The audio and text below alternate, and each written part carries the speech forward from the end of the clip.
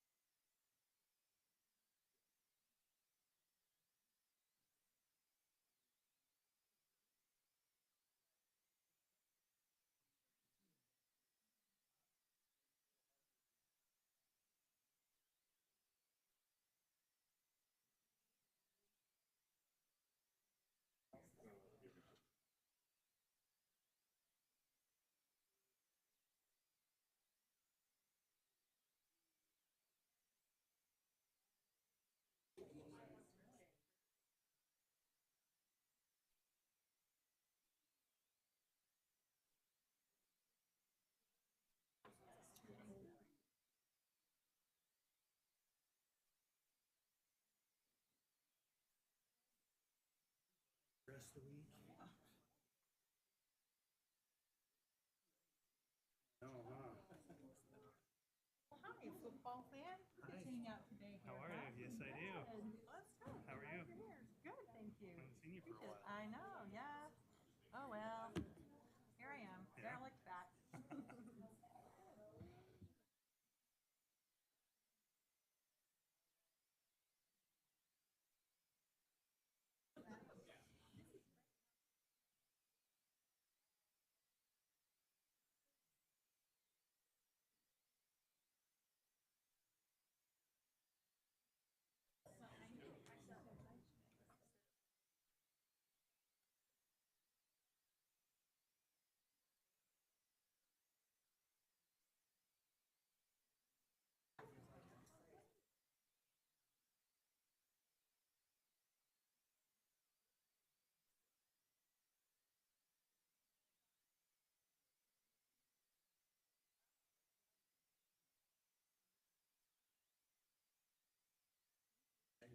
Appreciate it. Yeah, no worries.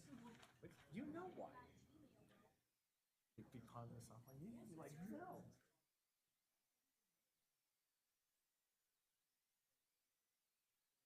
Yes, sir. Huh? I'm still on the stage of yes, sir.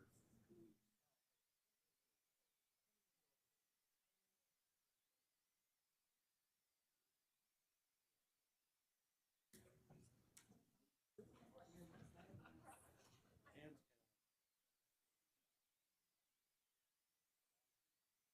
bunch of good-looking scouts. You guys look awesome today. How are you today?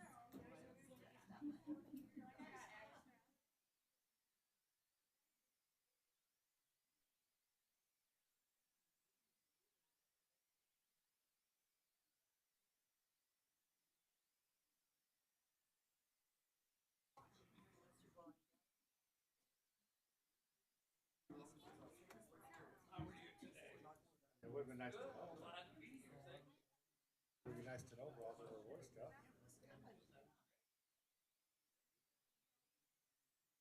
I think they changed it, didn't they? Good, how are you?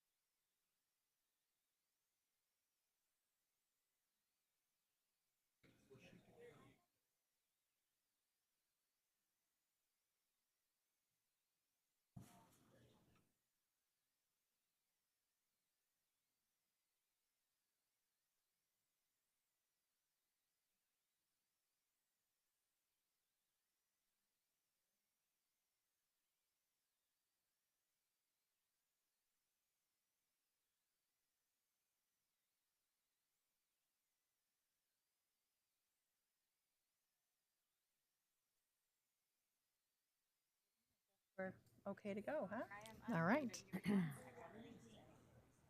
unmuted. Best behavior. Best behavior. Let's welcome Diane back appropriately. Well, welcome everyone to the Roy City Council meeting for November 19th, 2024. The time is 5:30, so we're right on time. And first of all, we'd just like to wish the mayor well. We miss him here certainly and hope he's doing well with his adventure. And then we'd like to recognize and welcome Councilmember Jackson, Councilmember Saxton, Councilmember Scadden, and Councilmember Sophie Paul. So, and I am Councilmember Wilson, trying to help out in the mayor's position today. Well, what we'd like to go with next is we've asked Police Chief Gwynn to lead us in a moment of silence and a pledge of allegiance, please. Thank you, Mayor Pro Tem. If I could have everybody in the chamber join me for a moment of silence.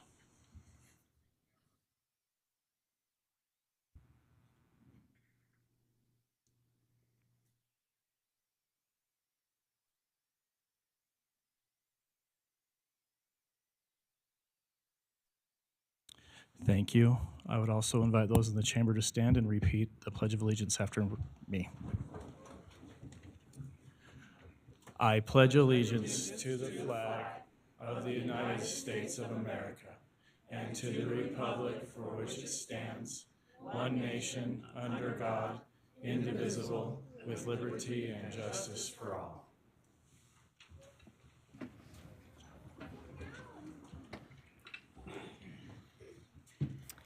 Thank you, Chief Gwynn, and thank you, everyone. Well, we'll move on to the consent items. We have 3 consent items.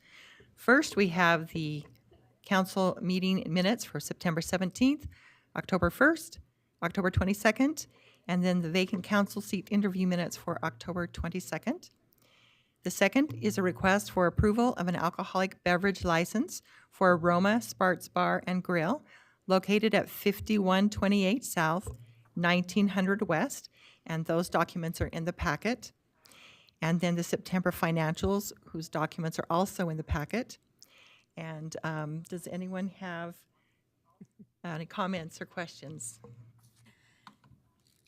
No, we just have a Echo. something. There's an echo. technical Is there a difficulty. computer under here that would have a speaker mark? It's like someone's talking down there, but we don't know where it's coming Well, from. just in And like it's a slight delay. 5-second delay. Do you hear it?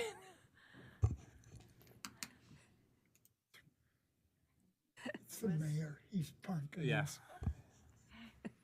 Wonder if it's the court computer kicking That's what I'm saying. That's what I'm thinking. What if you undo that one Mark's coming? That will kill the broadcast, I think, too. Oh. Yeah, because like when you Maybe talk. it could be the court computer. Sorry. Sometimes technical difficulties happen. Yeah, you can go ahead. It'll just be Okay. temporarily annoying. Yeah, it's because so just for everybody's edification, she talks and then we all hear it again, like delayed, like in a 1-second loop. And it's only happening when you talk. Nope, it's happening when I talk too. Yeah. Dang it. So, any comments or questions from the council? Nope. All right, hearing none, do I have a motion to approve the consent items? So moved? A second? Second. All right, with a motion to approve in a second, we'll have a vote. Do I have all in favor? Aye. Aye. Any opposed? Okay, thank you. We'll now go into the public comment section. This is where we ask anyone who is in the audience, if you would like to make some comments or have some concerns, there's a 4-minute time limit, and that usually goes up there. And if you'll just please give us your name and your address, that would be helpful. And please just come to the podium here and speak in the microphone so we can all hear you. Thank you. Good evening. I'm David Young. I live at 4870 South, 2575 West.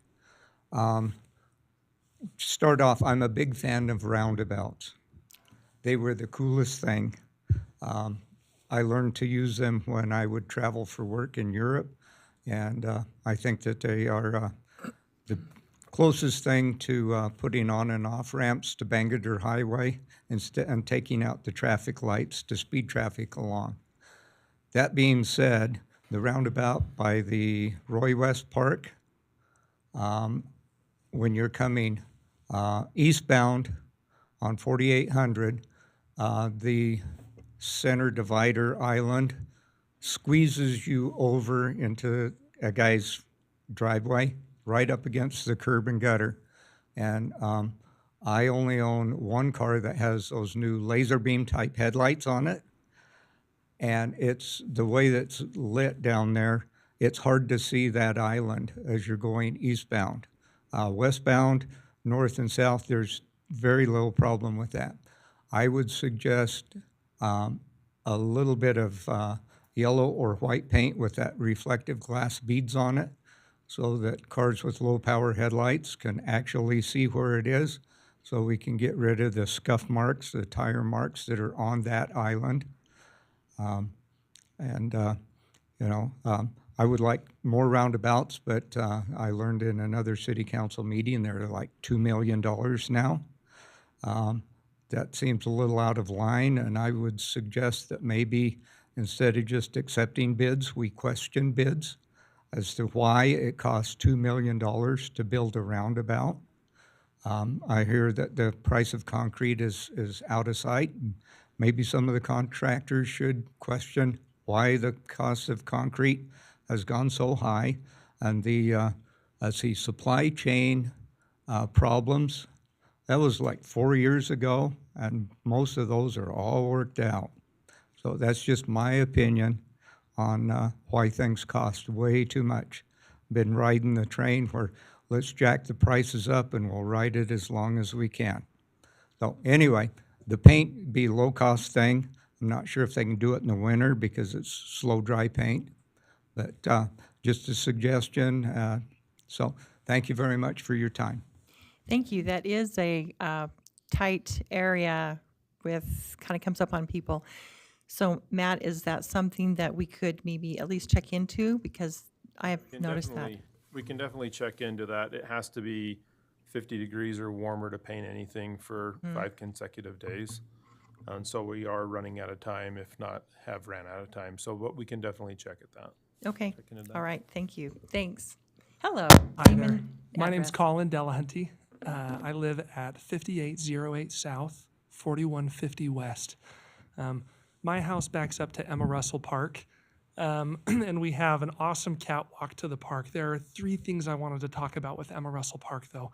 And I just spoke with Michelle today, the Parks and Rec director, and she said, hey, you're having the city council today. Can we please come and talk about this?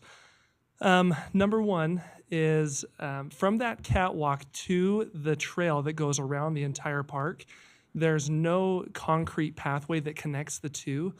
Because of that, during the summertime when people are walking through, the grass gets trodden down, and when the sprinklers have been on, the grass starts to get mushy, and it's kind of inconvenient for the citizens that are walking through that area to get to the park. If we could get a concrete connection from the catwalk to the trail, that would be awesome.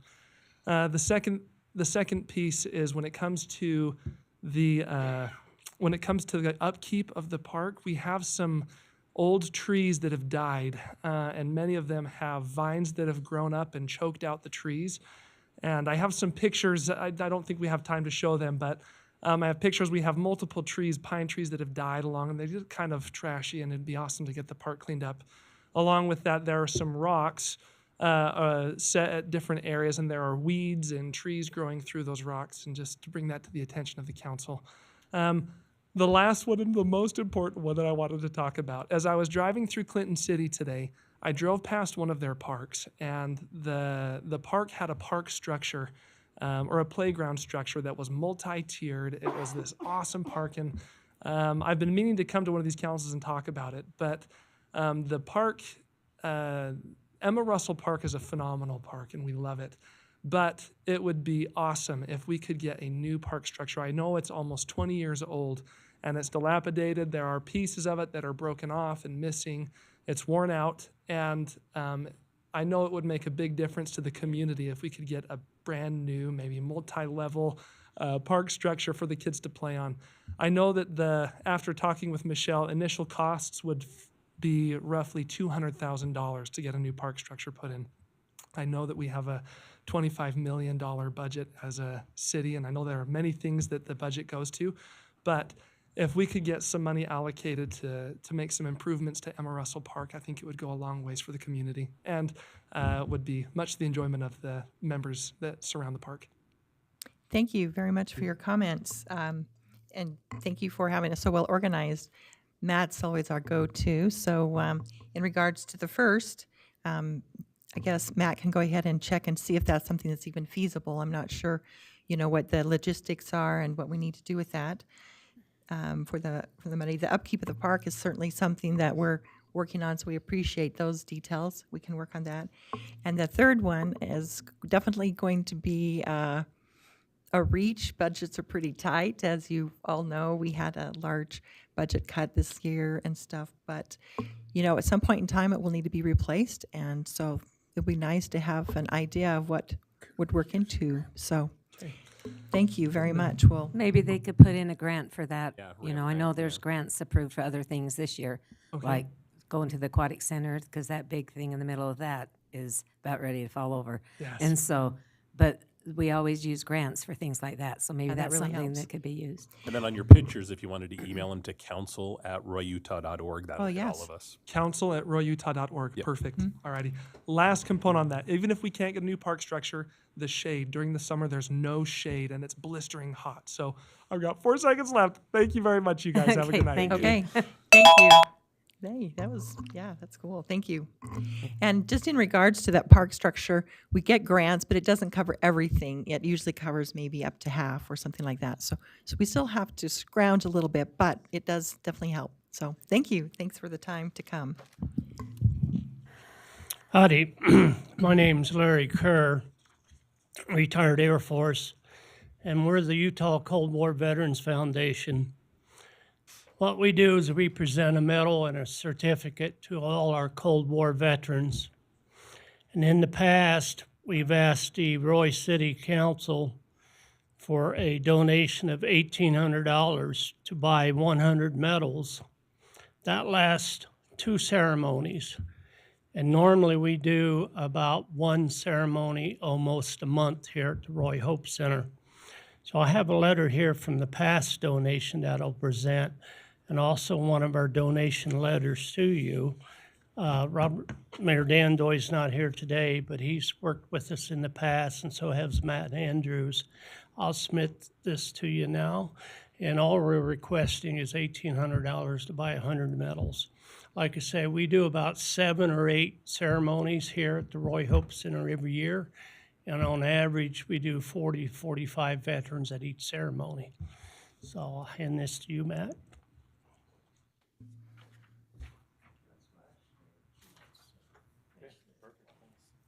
You have anything to add?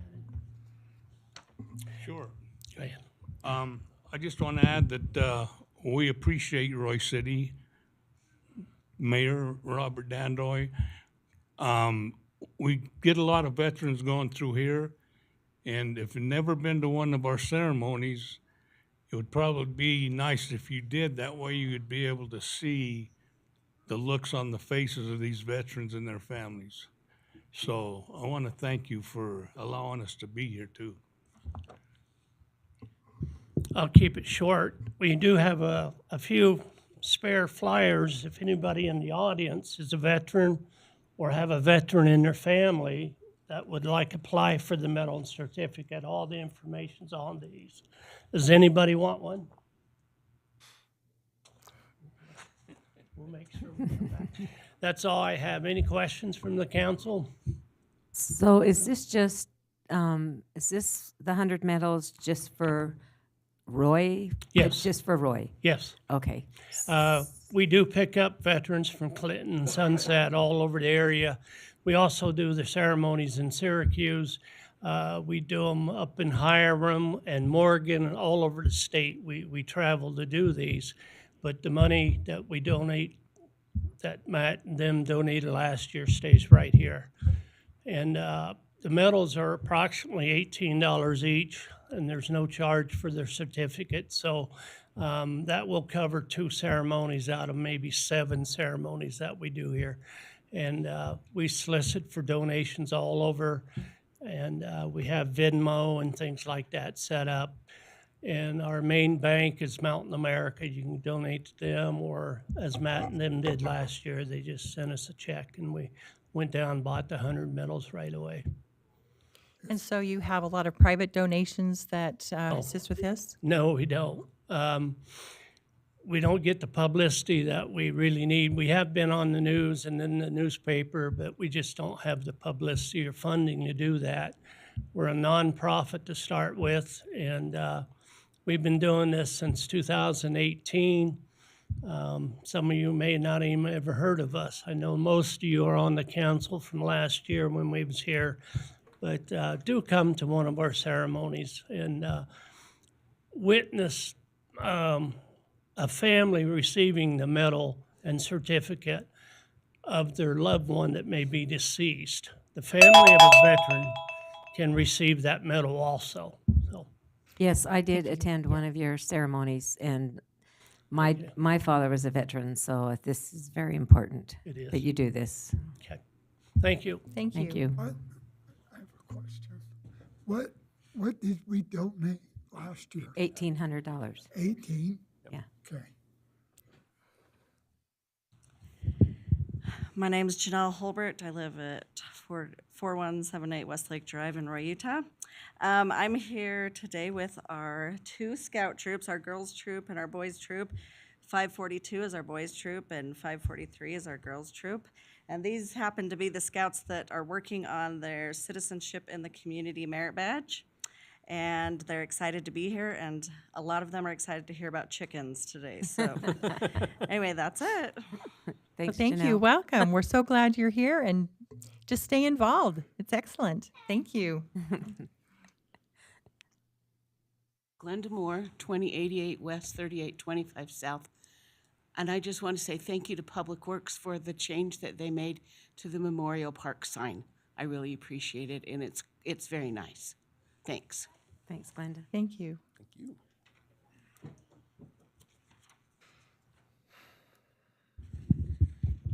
Dennis Brown, 2119 West, 6000 South. Today I came here to talk to you about one of my favorite things is property taxes and city taxes.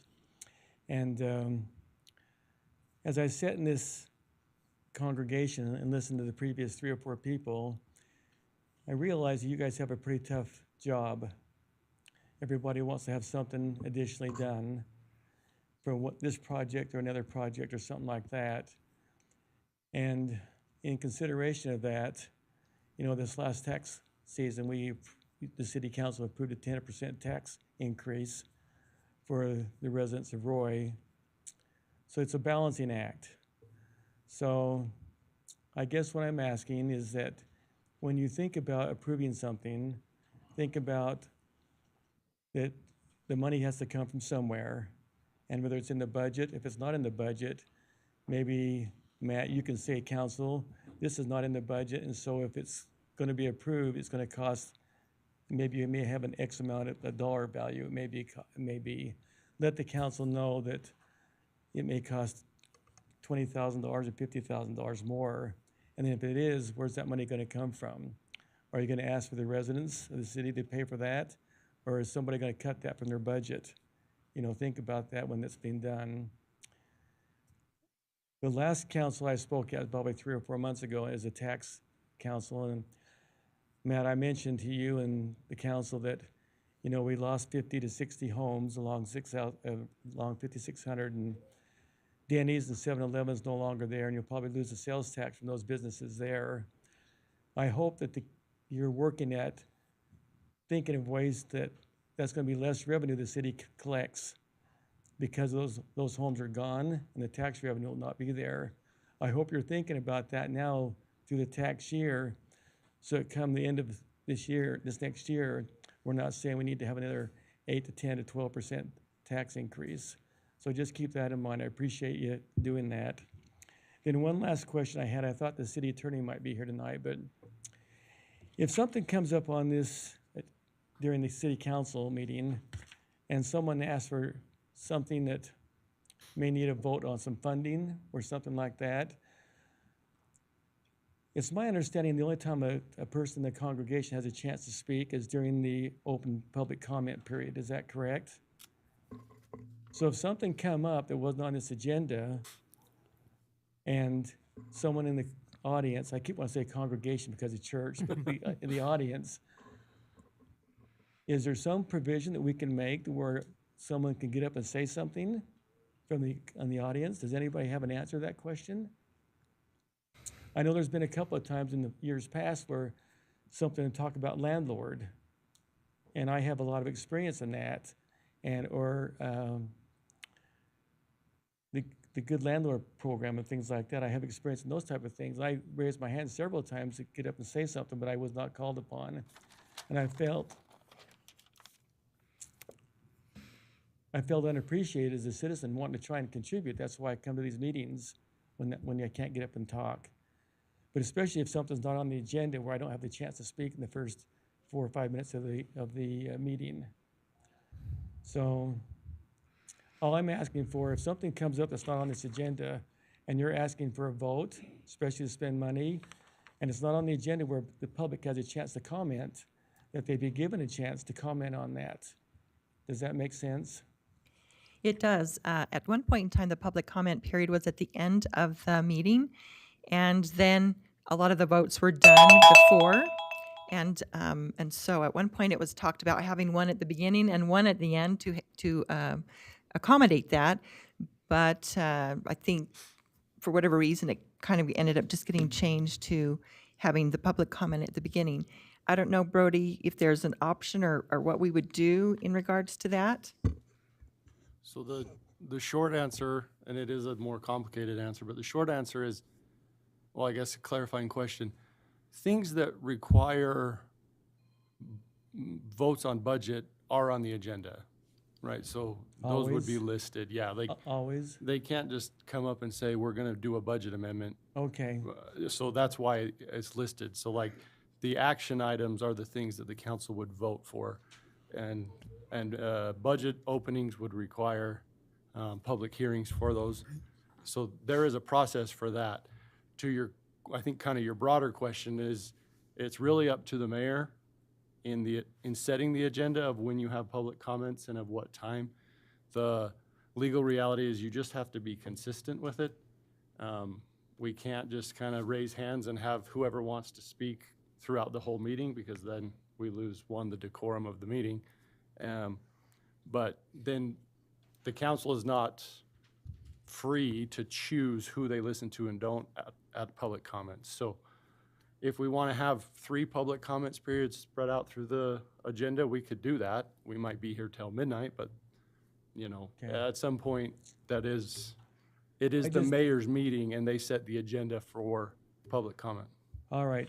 Okay, thank you. Thank you. Thank you. In regards to that, Brody, so if there is something in the budget that isn't specifically identified for, it's identified for maybe a topic, but it's not identified for a specific object. So, so we know that we're going to put so much money towards, I'm making up some example, but towards roads. I'm not sure that's a good example, or something, but then it comes up, well, we would like to change and spend an extra $1,000 or $5,000. It's in the budget, but we're thinking of changing what that money goes for. So as long as it's in the budget, is that something that could still be done without being on the agenda? So yes, there's a difference between given direction from the council to a budget that's already been adopted and voted on, and then actually doing a vote like a resolution or an ordinance to change the budgeted numbers. So like in the legislative budget, there's funds in there, and you can give me direction as the administrator to spend those funds on X, Y, and Z. Those funds have already been allocated in the budgeting process and voted on. But we like to do this openly. We don't like to do this behind closed doors for the city council to give me the direction on what I should be doing. So Okay. that's why it's here. All right. Yeah. So it's in the budget. If it's in the budget and we're just appropriating to certain areas, then that could be done at different times. That is Okay. correct. All right, thank you. Thanks. Any other public comments?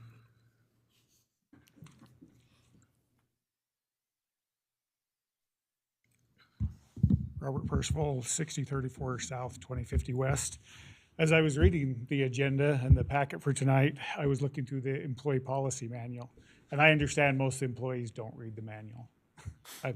But I do, I'm familiar with it. And in the section that you're adding, or is proposed to be adding 1305, it says, providing retention-based pay adjustments to highly valued employees that are critical to Roy City operations. I kind of take umbrage at the highly valued. I think every employee should be highly valued. I think if you took that out, left in the critical, maybe put essential, something different than valued, because I think we should value every employee. And that's what I got for you. Very good point. Thank you. All right. Any other public comments? All right. Well, we'll go ahead and go forward then. And I believe we're now at the presentations. And we have the Griggs family, and are they here to do the presentation? Okay, great. Well, we'll welcome the Griggs family to do their presentation now. Thank you.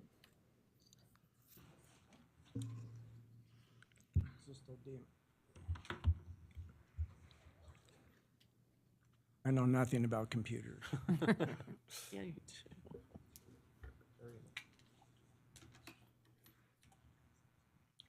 While he's hooking this up, we'd like to thank the city councilor for letting us come and present. We were excited to be here. A little nervous, not too bad, but we appreciate your your time. And just a little background on why we're here. We presented in public comments a while back, and we were invited back to present a couple ordinance changes. And so that's why we're here, to make our presentation, to possibly get a couple ordinances changes on trailer parking.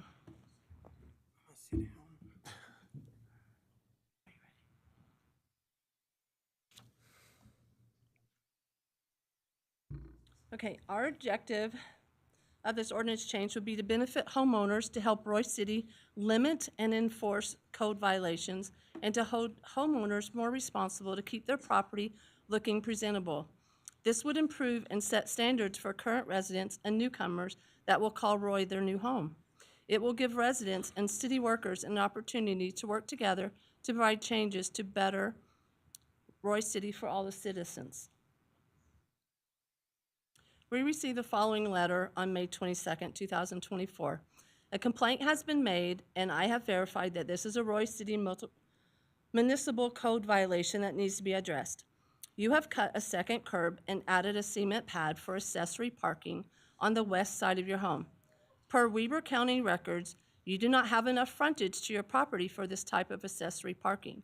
The curb cut was not approved or permitted by Roy City. Roy City requires that you return the curb to its original state and forego using the cement pad as parking. Furthermore, Roy City requires that the cement pad be removed. Failure to comply with Roy City's zoning ordinance will result in citations being issued. We received this letter on May 22nd, 2024, as we returned home from camping.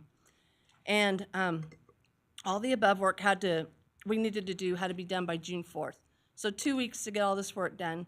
Complaint, we still don't know why we got a complaint. He's trying to be funny and say trailer color, too high, ugly view. But, I mean, there's the picture of our home. We've done rocks and things to make less water usage. We keep our home very clean. And we even slope the trailer pad so that the water would run into our yard and not into the road and the sewer. So we can't see what our complaint was about. So the next picture, this is kind of funny. And again, it's him. He says, look how devastated our grandkids are. But just kidding. I mean, they'd probably be sad that our trailer wasn't there. No one in our neighborhood, and we've talked to everybody on our cul-de-sac, not even us or any of the citizens of Roy, know that this ordinance existed. That's why there are so many homes like ours with unapproved parking and second driveway cuts. So the current ordinance of 1019-2 states properties with less than 100 feet of frontage shall be limited to one driveway approach per frontage.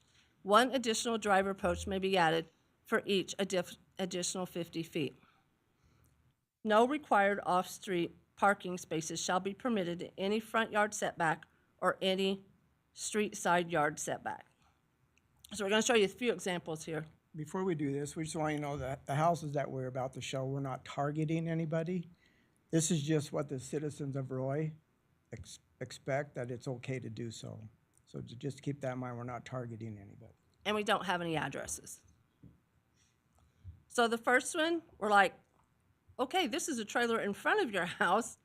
And then the next one is parking in front of a home. Example, they don't have enough frontage for a second driveway cut. Again, not enough frontage. This cement and curb need to be restored. There has not been a complaint about this property. And then this one, there's not enough frontage. This one's 71 feet. The next one, not enough frontage. Cement should be removed and curb restored. The standard property length in Roy is between 70 to 85. This one's 71 feet. If the ordinance is changed, they could put a trailer or vehicle on the other side of their home. The property is 84 feet in this one. The ordinance change would allow this property to stay the same. They have no idea they're violating a code. Again, this one does not have enough frontage. If the ordinance is changed to 70 feet or more, they could put a trailer on the other side. This would free up their driveway. This one does not have enough frontage on this property. It's 86 feet, and they have a second driveway cut, or second curb cut. In this picture, it's kind of crazy looking. There's code violation, there's fire hazard, and the property's under 100 feet. And this one, the ordinance change will benefit this homeowner. If they choose, they could put in a second access. The current footage on this home is 85 feet. And this home I see every day in my driving. The trailer's parked in front of the home, not to the side. They have a second access driveway. And this should not be allowed. It can be in the frontage area as long as it's not blocking your home. But if no one complains, it will stay this way forever. Who would complain, though? This is a nice, clean property. And this is the second picture of it. It's showing it's right in front of the home. It's not over to the side. So our new ordinance, number 1, 1019-2, we proposed properties with 70 feet or more of frontage shall be allowed a second curb cut and driveway approach for additional parking of vehicles, trailers, and recreational vehicles. The average home frontage in Roy is between 70 and 85 feet. This is about 85 to 90% of Roy City homes. The ordinance will provide needed additional parking for homeowners with less frontage. This ordinance currently is from 1953. That's older than me, and I'm getting there. Things have changed over the last 70 years. More parking is needed with these changes over the years. This would allow residents to be within code if they were forced. Residents would appreciate having an option for their parking of additional vehicles, trailers, and toys. Currently, there's a need for more parking in this day and age due to multiple families living in one home, trailers, boats, and other recreational vehicles that we didn't have back in 1953. As you see in our pictures, this is exploding in Roy. This new ordinance will provide reasonable parking for an extra driveway approach. This would be fair for all Roy residents. Those few that have 100 feet or more would not be favored. There is no difference having an extra vehicle or trailer at 100 feet or 70 feet. And then the new ordinance for number 2, 101032, vehicle parking shall be permitted in front yard setback areas between the front property line and the front line of your building, as long as it is not blocking the view of the building and access to the backyard, like in pic 16 and 17. Do you have those?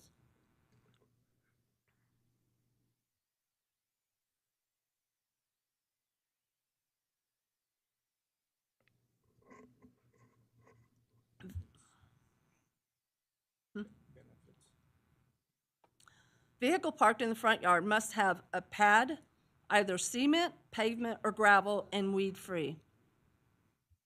Benefits of having this you would not be blocking access to the backyard for firefighters. Trailer happens to catch fire, home won't be threatened because it won't go up under the eaves. Excuse me. Moving grass to help with water conservation. Excuse me. We love Roy City. Roy has been a part of our home for over 20 years, or part of our lives for over 20 years. We understand ordinances, they have to be enforced. Before all of you guys were on city council or mayor, this ordinance was not addressed. It was a do what you want. When you do that, citizens take advantage of the ordinance not being enforced. They break more ordinances because they do not know that they exist. It seems they push the limits due to the ordinances not being enforced. This is why there are so many homes with extra items on their property. Your goal as city council is to clean up Roy. Your goal is to make Roy better and a nice place to live. It's a difficult task for you to have to clean up Roy after those before you. If you were to make all those homes that are violating codes change theirs, this room would be full of angry citizens. But you don't want to do that. There has to be a citizen's complaint before any action will take place. We feel that this ordinance needs to be changed, or you enforce all the others to comply with this code as well, and give them 2 weeks to do so like we were given. We don't want to be negative, and we're not being negative, but if we have to take drastic measures to fix it, this should not rely on a citizen turning in for unknown reason. We cannot think of a reason our trailer has bothered anyone. It's not right to turn someone in who has a nice home and has pride in their home when others don't care, and if not turned in, they will continue to violate the code. Just drive Roy. You guys will see it. This ordinance will have no effect on residents if it's changed, but for some reason, if someone decided to rat out their neighbor, they will now have an option to keep their toys on their property or extra parking for families with rent being so high. We feel it is a hardship for us to remove our cement pad, repair the curb cut, and store our trailer off-site. Dave's retiring in 3.5 years, and I've already retired like 5 years ago. So we feel we originally did our due diligence 9 years ago. We hired a contractor. We contacted the electric company to make sure we can move the box sideways, and we got a verbal approval from the code enforcer at that time. We strive to make Roy City a city that residents enjoy, and we feel that these ordinance changes will benefit all current and future residents of Roy. Help us to make these changes to beautify our home, city, and be proud to live in Roy. Thank you for your time and consideration of our ordinance changes. Do you have any questions for us at this time? You did an excellent job on your presentation. Thank you very much. So much. Yeah, that was very well done. Any other questions? I know you had a couple of questions when you had given your comments before on the public comment side. I don't know if we have others or. This is a tough one because, I mean, by your pictures, you do have a very nice home, and it doesn't affect, it looks like, you know, if your neighbors are pulling out of their driveway, they can still see if kids are coming by. And I know that we don't have enough, our code enforcers don't have time in the city to go through. I mean, I've drove through with our city manager before checking out some houses, and we drove by my house, and he says, yeah, that's against code enforcement. I did end up taking it down, but I had no clue. And so, and I understand that people need more and more parking, you know, people have their families living with them, and but it all has to be the same. And it's just really a tough situation because everyone has to follow the same rule. And I just can't believe that someone just gave you a verbal comment from the code enforcement. I mean, but, you know, if you say that's what happened, that's what happened, but. Here's what happened. When we were getting our concrete, waiting for our cement concrete to be poured, we had some weeds that grew, you know, about a foot tall. 8 years ago we started. 9 years ago. Yeah. Now 9 And years. anyway, they weren't that tall, but somebody on our street, we know who it was. He's like, oh yeah, I'm sorry, I didn't mean to do that. But so the code enforcer came out and said, oh yeah, and he knew what we were doing. The curb was already cut, and he goes, just keep it clean, keep the weeds down until you get your cement poured. So he knew about it and he didn't say, oh, you need to go get a permit, or, oh, hey, you can't do this, or anything. We went a few years ago to get one of those canopies to go over our trailer, and we went to this company on 1900 Breeze. Cool Breeze. Yeah, Cool Breeze. And they said, can't touch it, it's not allowed in Roy City. We said, okay, we're not gonna do it. We've since seen those in Roy, but we wouldn't do it because we were told it's not in code. Yeah. We try to follow, and I understand your guys' situation. I'm a firefighter, and I used to work for Riverdale. We used to have to do inspections for businesses. And there's some inspectors who don't care. They'll say, oh, leave it, it's not a big deal. There was an issue where I inspected a business, and I knew they were going against code. They had to do a lot of work because I took pride in my job, and I know that's what Brock does, and I know, and it's a tough thing. But then again, it's just like us, for someone just to say, as Brock has stated, if somebody complained, there has got to be a reason, because we could sit here and go to every single one of these homes, we're complaining, then you got a war on your hands. But that's not the type of people we are. Right. We just wish that if this ordinance was changed to 70 feet, those that are, if somebody was to complain, they'd be able to fix this problem and make their yard look better and clean up some of the ones that are not. But again, we do appreciate your time and hope you'll really take this into consideration for our benefit and others of Roy. Thank Well, I you. agree. It does, it's eventually going to have to come to a head because we do have legislation which is, increasing by mandate internal accessory dwelling units, which is increasing the need for parking. We certainly have, like you mentioned, more people living in homes. We are also, by legislation and by the need of out there, having increased density of homes. And then a lot of the laws are stating that certain places only have one vehicle parking place, so then that increases the pressure of parking in other areas. So I do believe that you're right, this is a different day and age. We have different needs, we have different requirements that we didn't have in the past. And it would have to go to the Planning Commission again to be able to do something like this.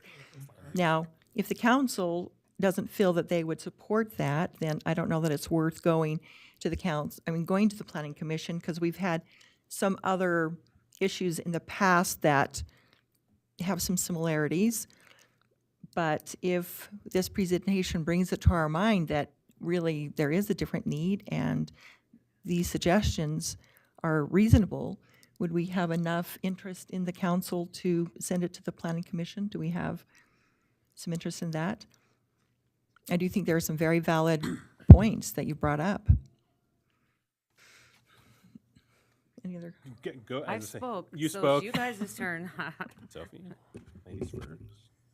Question, I have a question. The 70 feet, where did we come up with that number? Is that a number that fits your property or all No. of these properties? 80% was it? Is what you said? Yeah, 70 feet would take pretty much everything that we showed you would allow all these people to be able to put a vehicle or a trailer on the outside of their home as well. Yeah, this is what we went through and figured out all the property measurements. And this is what standard is what it'd be. So 70 feet would not just benefit us, but it'd benefit everybody else that has the same Everybody issue. else that showed, okay. The 85 to 90% of Roy City homes are 70 to 85 feet. That's what I So was that would benefit most of Roy. Correct. Some of those houses you showed with the trailer in the front yard, maybe it's there because they don't have the money to pour the cement and do a cut and approach and do the cement. So, I mean, they could do gravel, but Right. it would, just would affect a lot of people. But it would have to be a law that all of them followed, and Brock would be busy going around the city telling them, I guess. Busier than he already is. But We look at it like it's not putting more on Brock to go and inspect all these properties. But if something like this comes up, this code has been changed, or ordinance has been changed, and they have the opportunity to make the changes rather than be forced to forego their trailer at their property or extra family parking or something, because it's expensive to store a trailer. And if you've got family that can't afford rent and you've got extra cars, I mean, it's just, the world has exploded in expenses, so especially rent. And we do not expect Brock to do this because it is a big job. Like I say, this mess was turned over to Brock because of, I'm not blaming fellow city ordinance workers, that it's just like, it was not enforced. And then Brock gets this on his plate and he's overwhelmed to go out and see what the city looks like and say, all these are against code. And you can't just say, okay, I'm turning, you'd have a mess in this, and you know that. Yeah. But what we just feel is like, what was the reason that somebody would say ours need to be fixed when there's just so many disaster homes in the area? And the thing is, if this is changed, them houses might stay the same because nobody's going to turn them in. Right. And every single one of them is going to stay the same unless somebody says, I have a complaint. Right. Well, I don't like that's your Brock's trailer. job. But because like you said, a lot of those people don't even know that they're have no idea. doing anything wrong. And And that's way- like when I put up a thing on the side of my garage, we didn't ask nobody, we just put it up there. We had no And idea. so a lot of people just do that. I mean, I've driven around Roy with Steve and through neighborhoods, and he's just like, that's against code, that's against code, that's against code. But what do you do? I mean, you just don't have enough people to go around and have everybody tear everything down they've already built up. So I think we need to have a serious look at it and send it back to the planning commission and come up with a good solution because, like you said, it was 1953, and things have changed since then. So I think it needs to be looked at again. And if somebody happened to say, I don't like that trailer there, then Brock, or we could say, well, you know what? They can put it on the side of their house if Right. they're within the measurements. This is an option for you. And you got a happy customers, satisfied citizen. Yeah. I mean, And- go ahead. Go ahead. I was gonna say, of your two proposals, the one where we're talking specifically about your use case, I could totally get behind, but parking in front of the house is one of those, we workshopped this, remember? When you were on council, and we actually went through this, and the planning commission basically said no. But again, with what you're proposing in terms of if we made it, so it was it had to be a concrete pad and we had strict guidelines, I could get behind that. Because again, that's aesthetically pleasing in my book. Because it's to the Like a side. second driveway, like a second cut in. But didn't we pass that they could either be cement, gravel, or asphalt? But it's the second driveway portion. They can't do the second drive-in unless it's 100 feet apart. Yeah. And so what they're taking and proposing is saying, shrink that to 70 feet and allow a second cut-in driveway. Because if not, you have people popping up over the curb, and that does damage to the actual Right. curb for And they public put works. blocks in the, wooden The blocks blocks, are and then they little- ruined the sidewalk and.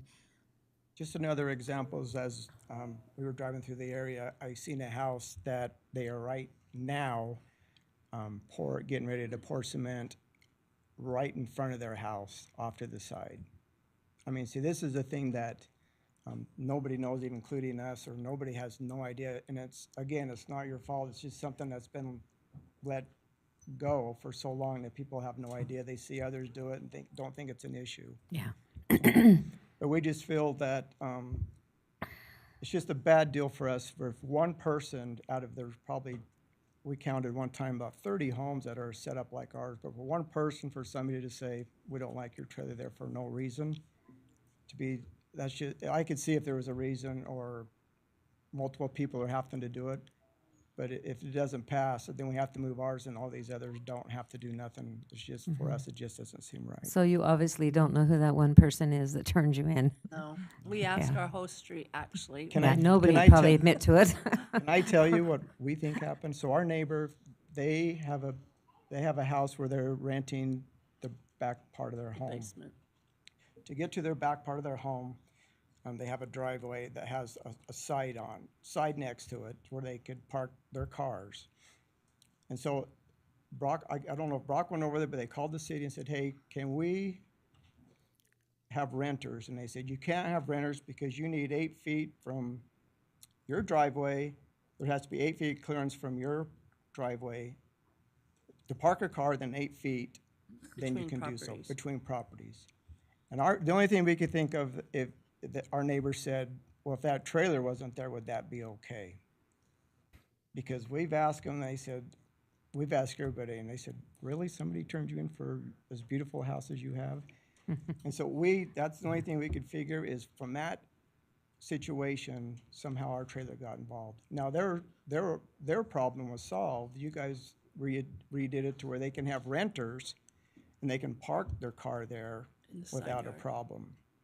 So that's the only thing we can think of, because it's been, like I said, 9 years, and we haven't had an issue, and we keep our yard clean. So. Well, I think the key is we need to be consistent as well. We can't have something so, you know, you brought up some very good points, and I get the impression that we have at least three council members that are willing to maybe relook at this for the Planning Commission to consider this and possibly benefit some of the increased density is, because I don't want to put them through that again if we're not really going to be interested in what they say, but you've got some very good points. So okay, all right. Can I say one more Yes. thing to Councilman Member Scadden? We, like, the trailer that's in front of the house, no.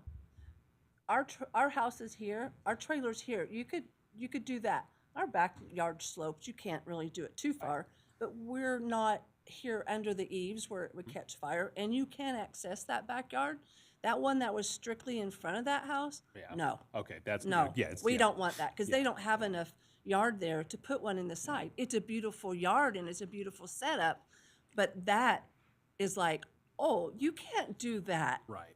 And him being a fireman, he knows all that code and stuff, so it helped us. So we appreciate you guys' time and thank you. consideration. If you have any questions, please, Brody has our contact information. I think Brittany does too. Okay. So please contact us. Okay, thank you. Thank you so much. I actually need some clarification from the council then, because there's quite a few issues that they brought up in their presentation. There's the distance between curb cuts, there's parking in the front yard setback, the side yard setback. Those are the big three that are we looking at all of those? Well, so I think I understand, or at least I can articulate the best is, so allowing for a driveway in the front with proper setbacks, with a second cut-in driveway that's less than the current restriction of 100 feet, and their recommendation was dropping Okay, it so down to 70. that's the curb cut of 70 That's the curb feet. cut of 70 feet. Okay, and then, Side yard setback parking and front yard setback parking. okay, So front yard setback parking would be part of the curb cut because there's no reason to have a curb cut without parking, right? right. And so you're proposing that it would be in that front yard, the curb cut would be there, the parking would be in that front setback as long as it's not in front of the home? Correct. Correct. Correct. And then the side yard parking is not being asked for because that's a code, or I mean, that's a fire hazard and you don't have access. Well, Is that correct? that is, our neighbor has that same setup. He backs his trailer over the curb, over grass, and goes on a So cement just to pad. be, and not to interrupt, but just to be frank, you can't put a driveway on the side of the house with the measurements that they had and not park on the side setback. Right. So we need to clarify, is that what we're looking at as well? Okay, so if that, it sounds like that has to be addressed, Be that- I or guess there's, that's what I'm saying. Yeah. right? Yes. Okay. Yes, so that's the direction yes, that needs to, 3. I need 3 Okay. people to say yes. All right. I mean, So yes, I think you've got good points, and Ann, you were agreeing with that? Okay, Brian, okay? and- Just bring it to the planning. Correct. Okay. Okay. Yes. Thank you. Okay, thank you. Steve. Oh, Steve, please. So in addition, I need to redefine what the front yard setback is. Because the front yard setback's from side yard to side yard, property line to 25 feet.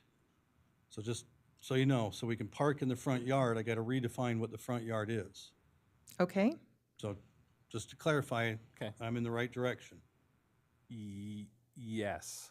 How do we change the ordinance to give everybody in the city what they have as far as the side? Allowing parking in the front yard. Or redefining what the front yard is. Okay, right, because we're defining, so front yard would be defined as any lot 70 feet wide, or, we're, okay. If you're sending it to N- planning yeah. commission, we'll work on it. Yeah. I think to Steve's point is, it's extremely complicated, so we'll do our best. Okay, all right. Okay. Thank you. Thank you, Steve, for that clarification. Thank you, Griggs, for your presentation. Well, we'll move on to action items.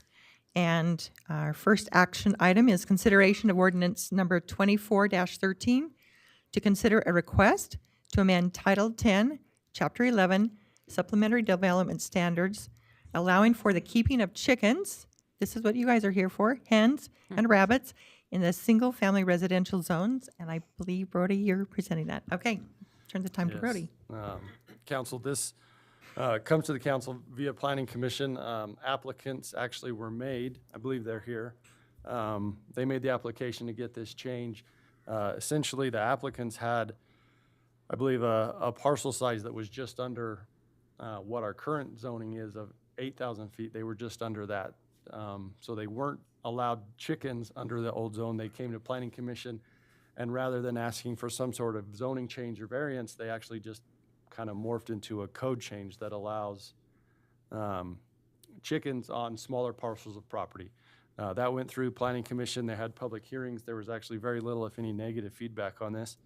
The changes are actually quite straightforward and simple. It would just change the parcel size to be 6,000 rather than 8,000 square feet to allow chickens, and then there's a table of the amount of chickens that's allowable based on your lot size. It's pretty straightforward. I'm happy to answer any questions if you have any. No. So just chickens, no roosters. Roosters have never been part of chickens, yeah. Yeah. Yeah. Yeah. Okay. I think this sounds like a great idea to me. I think chickens are great.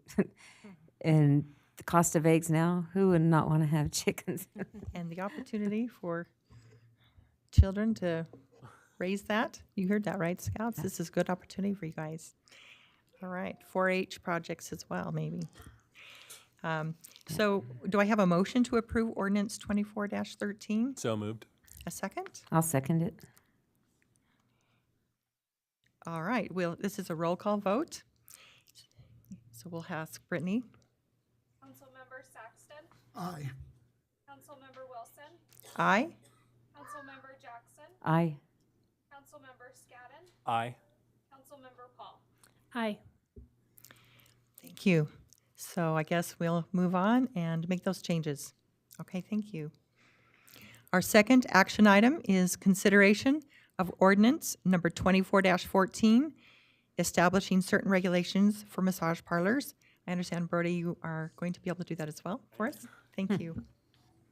Yes, Mayor, this is something that staff has been working on in conjunction with kind of some broader police efforts.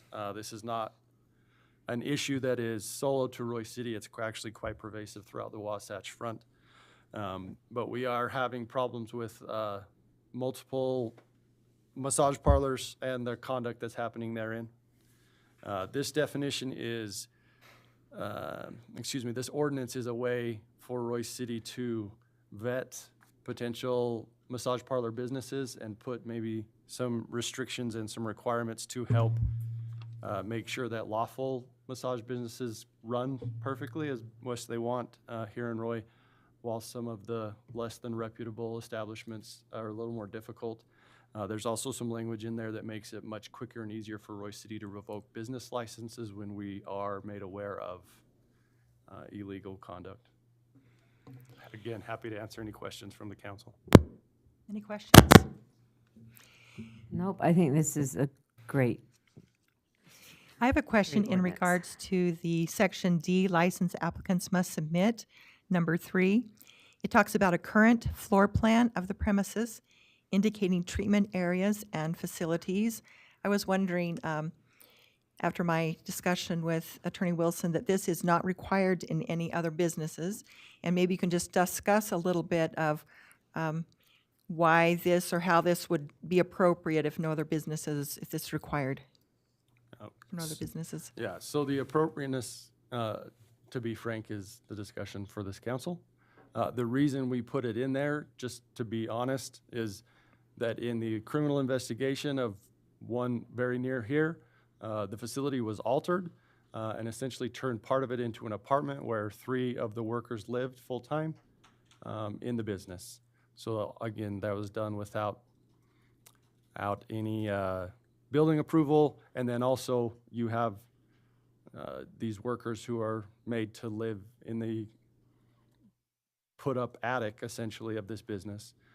We thought that this was something, again, for what I would call law-abiding facility. It's not anything difficult to provide. It provides also another mechanism is if we are made aware through either reporting or investigations of a business that has been altered in this manner, it's another reason that we can take away a business license. That's why it's there. And what's the notification? So do they have a certain amount of time to notify you that they made a floor plan change, or what? How do we go about following up on that? Yeah, so this would be done upon the business asking for a license or a renewal. So they would have existing businesses that have been here in Roy. They will have, from the time this is passed until business license renewal, which happens in January, to provide a floor plan and a detail. Other than that, it would be upon new businesses who are trying to start a new business. And so they would need to supply the floor plan every time they renew their license, so that'd be once a year. Mhm. They'd be doing that once a year? Yep. But are these businesses inspected once a year?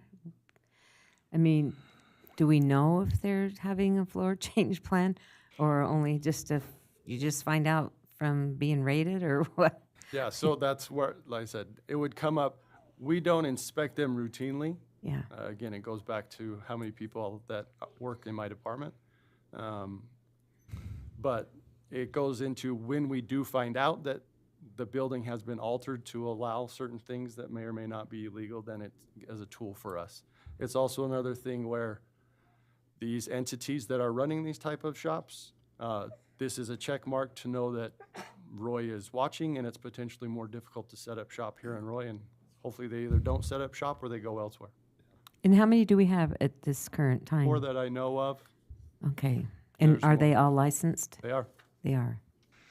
And I had queried Chief Williams about this. I don't know if you have any ideas or suggestions in regards to inspections. I know you said that this wouldn't be a one that we do on a yearly basis, on a regular basis, but do you have any ideas or thoughts in regards to something relating to inspections in regards to the floor plan and stuff? No, we kind of follow what the building department does when there's a new license or renewal. That's when it flags us to go to an inspection. And we kind of work accordingly with the building department. If we, during our inspection, we're there for a fire code violation, that gives us legal authority to go in. If we see something that we need to report to the building department, we're legally obligated and should report that to the building department, turn that area of expertise over to them. And so we work together on a lot of different things, but that's how we do it just as well. Now, legally, we can go do inspections randomly, but we don't, that's not a good business technique to do. Yeah. And so we just do it based upon the same as the building department. So any more questions? I hope I've answered that. So are, out of the 4 massage parlors that we have, are they all kind of following the rules, or? We have more massage parlors that I did not list. We have 4 that we know of or are currently investigating for illicit activity. There are multiple ones that, again, they will come in and they will provide everything on here, and they've been in business for a long time, and they will continue to be in business as we're. Okay. Thank you. Yeah. Appreciate that. That's my only, possible concern. Is it, hard to maybe enforce or hard to see, and if other businesses aren't being asked to do this, is it considered a little bit of an overreach or not? But certainly I can see on the safety side that at least it would allow for licensing changes to be made. And would that be any floor plan change? Because, if they take and they have the front office change, so if they make any change at all, then they could be up for not getting their license. So, they rearrange their office space or whatever. Yeah, so if a business rearranges its office space and does it correctly, they would get a building permit and there would be an inspection on that, so we would know about it anyway, Okay, right?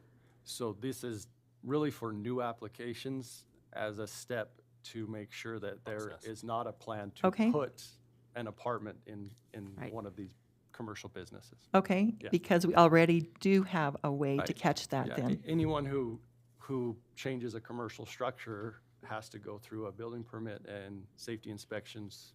Okay. And so we would have the floor plan on file anyway. So again, the entities that are operating lawfully, this is not a hindrance at all to their operation. Because they're going to do it anyway. Correct. Okay. All right. Any other comments or questions in regards to that? No. Do I have a motion to approve ordinance 2414? So moved. A second? I'll second. Okay, so I guess you're the closest and maybe the first. So Brian, okay? All right. A roll call vote, please. Councilmember Paul, Aye. Councilmember Jackson, Aye. Councilmember Wilson, Aye. Councilmember Scadden, Aye. Councilmember Saxton. Aye. Okay, thank you. Our next item is consideration of Resolution 211, amending the Roy City Personnel Policy and Procedures Manual.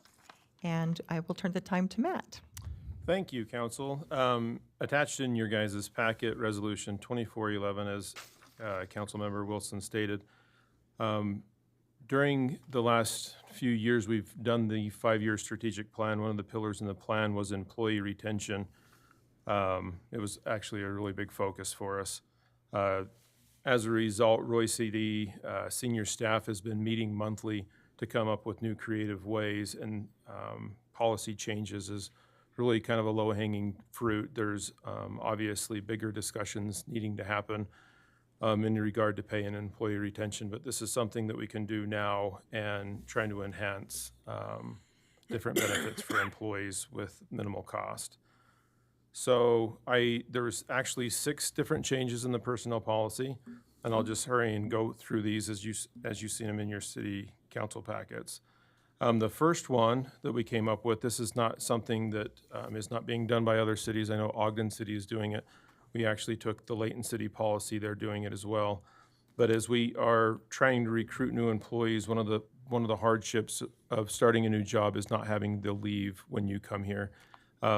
Employees get 14 days a year when they first start out, but when that first couple of months, they don't have any days to take off. So the idea here was to front load 6 months of vacation to them so they could take at least a couple of days off.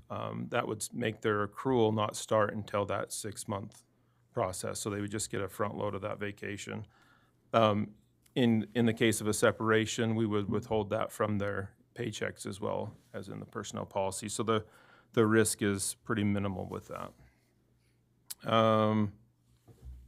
The second one is a performance bonus.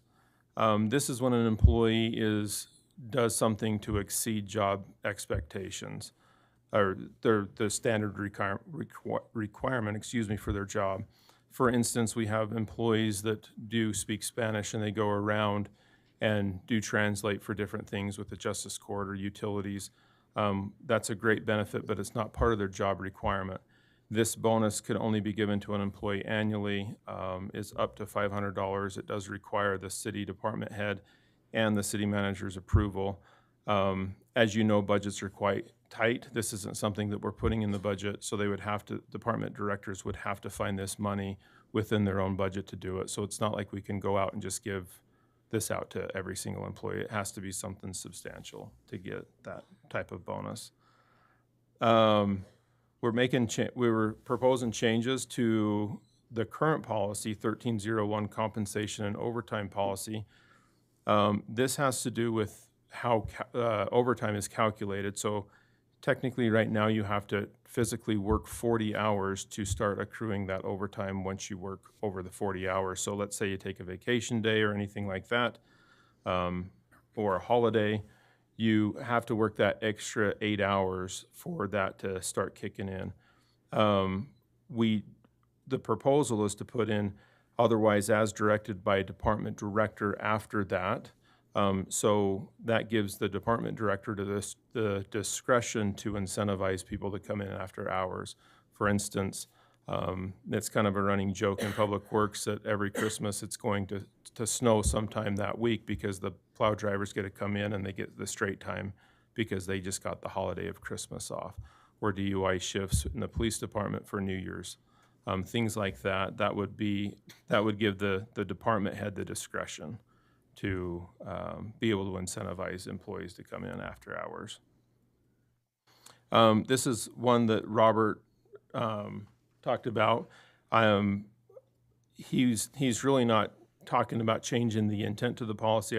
I don't oppose changing any of that verbiage. But the point of the policy is there's also a running joke that you would have to quit Roy City and come back to get that pay raise. This policy, a retention-based pay adjustment, is basically when we have an employee that can actually, they go elsewhere. There's nothing to say that we can give them a pay raise, even if it's in the benefit of Roy City. So let's say they're going to leave Roy City and go to Ogden or something. We just get to let them go. This way, it gives us a couple of tools to say, could we match that salary, things like that. Obviously, there's checks and balances in this policy, but budget limitations is going to be the biggest limitation. We talked a little bit earlier about budget adjustments and that having to be a city council decision. That is going to be the biggest thing to say, if we wanted to give pay raises out, it would have to come to city council unless we can figure that out within our own budget. So this is a very limited policy, but we feel like it's much needed. Next this is coming from the federal government. Mayor Dandwe actually talked to me about this.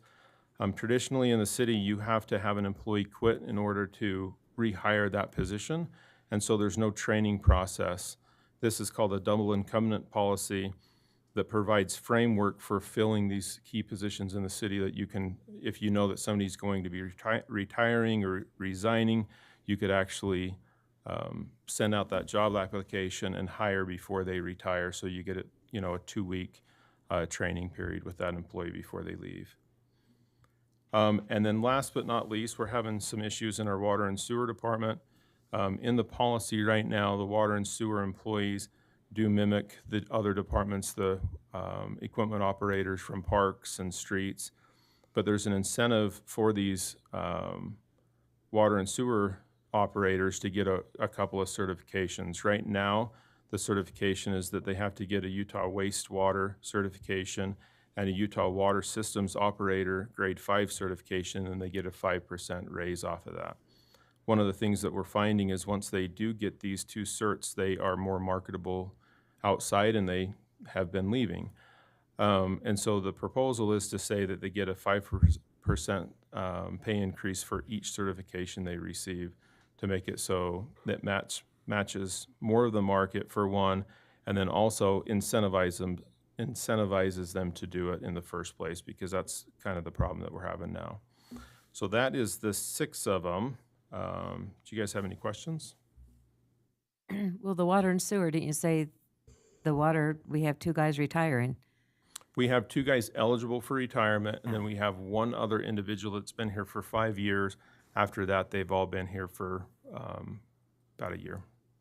And there's only 3 of them in the water department, to my knowledge, that have these certifications. So this would definitely benefit for them to stay, because if Correct. they all leave, Yeah, it's our water obviously department's in deep a trouble. requirement, Right. yeah, for us.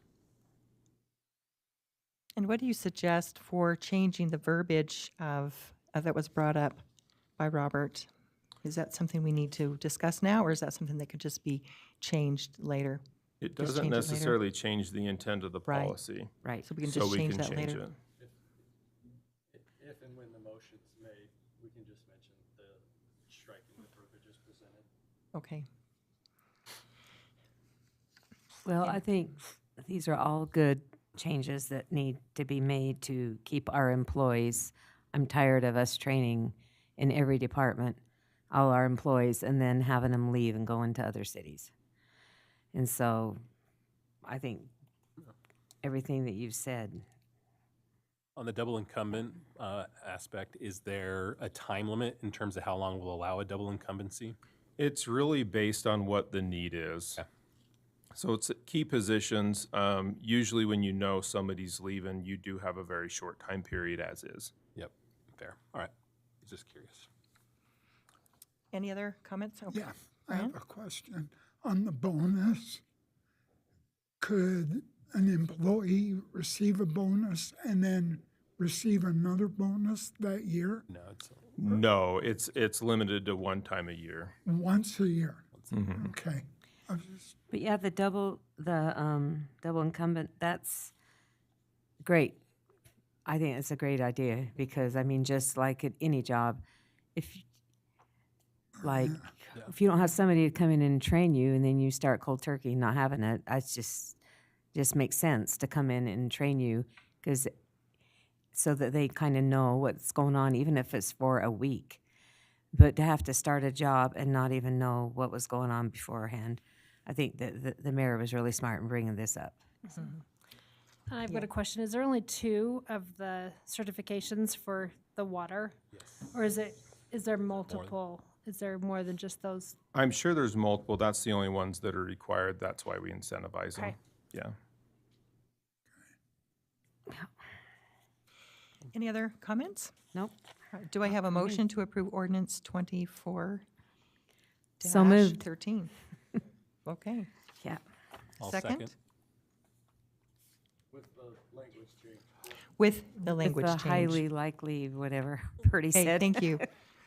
Okay, so we have a motion to approve ordinance 2413 with the language change by Ann, and then a second by Randy, and so now we'll move to a roll. 2411, not 2413. 2411. 2411, thank you. 2411. So we'll now move to a roll call vote. Councilmember Jackson, Aye. Councilmember Saxton, aye. Councilmember Wilson, Aye. Councilmember Paul, Aye. Councilmember Scadden. Aye. Okay, it looks like we'll move forward with that, and hopefully that will help our employees and our retention. The next resolution is 2412, I guess, believe. Out of Yep. orders, yeah. And resolution to amend an interlocal agreement between Roy City and Weber County for paramedic services, and Fire Chief Williams is up for that. Thank you, council. I'll just give a little bit of background, I think it's important. So this came about, there was a study done about 2 years ago called Citygate, where the county commissioners and the paramedic program, those agencies, meaning Ogden, Weber Fire, and Roy City, wanted to do a study to conduct and see when at some point there would need to be additional paramedics in the county. We're different than anywhere else in the state of Utah to have the county run the program, which I think is actually, it's great. And in this study that came out, it said that between 3 to 5 years, that additional paramedics may need to be added to the county at some point. Fast forward, a new chief at Northview came in and decided, hey, there are some gaps in our area on the northeast side, and there's actually a gap. The study showed there's a gap on the west side of Weber County, which is the Hooper area. And so he came in and he really wanted to push the paramedic program in his department, and working and collaborating with him, the county commissioners and the other fire chiefs, we determined now is a good time. And so we met together and the commission has approved for this addition to happen. In July, they're gonna get 3 paramedics, and what they're hoping by, January, they're gonna have 3 paramedics added, which will be funded by Northview Fire Department. And then come July, when the budget's approved, they'll be fully funded. What this means is, when we looked at this, the cost of the paramedics are going up. And so as fire chiefs, including Northview, met with the county commissioners to get a 5 to 8% increase to the paramedic fund, calculating and taking into account the cost of what the paramedics to the cities, what it's costing when you get merit increases and COLAs. And so we got approved through the county commissioners at 8% increase. What that translates to Roy City is $44,000 will be added to the Roy City budget. And so a total of $594,000 that we get subsidized to the county. And that funds 8 of our paramedics. And so we believe adding Northview is going to provide better service to the county, because we got to remember it's not just Roy, our paramedics run throughout the county wherever they're needed. Likely what's going to happen is a shift in area boundaries, which we will work as fire chiefs to kind of change the boundaries to allow others to come back those gaps in Northview and the west side of Hooper, south end. So that's what this is about.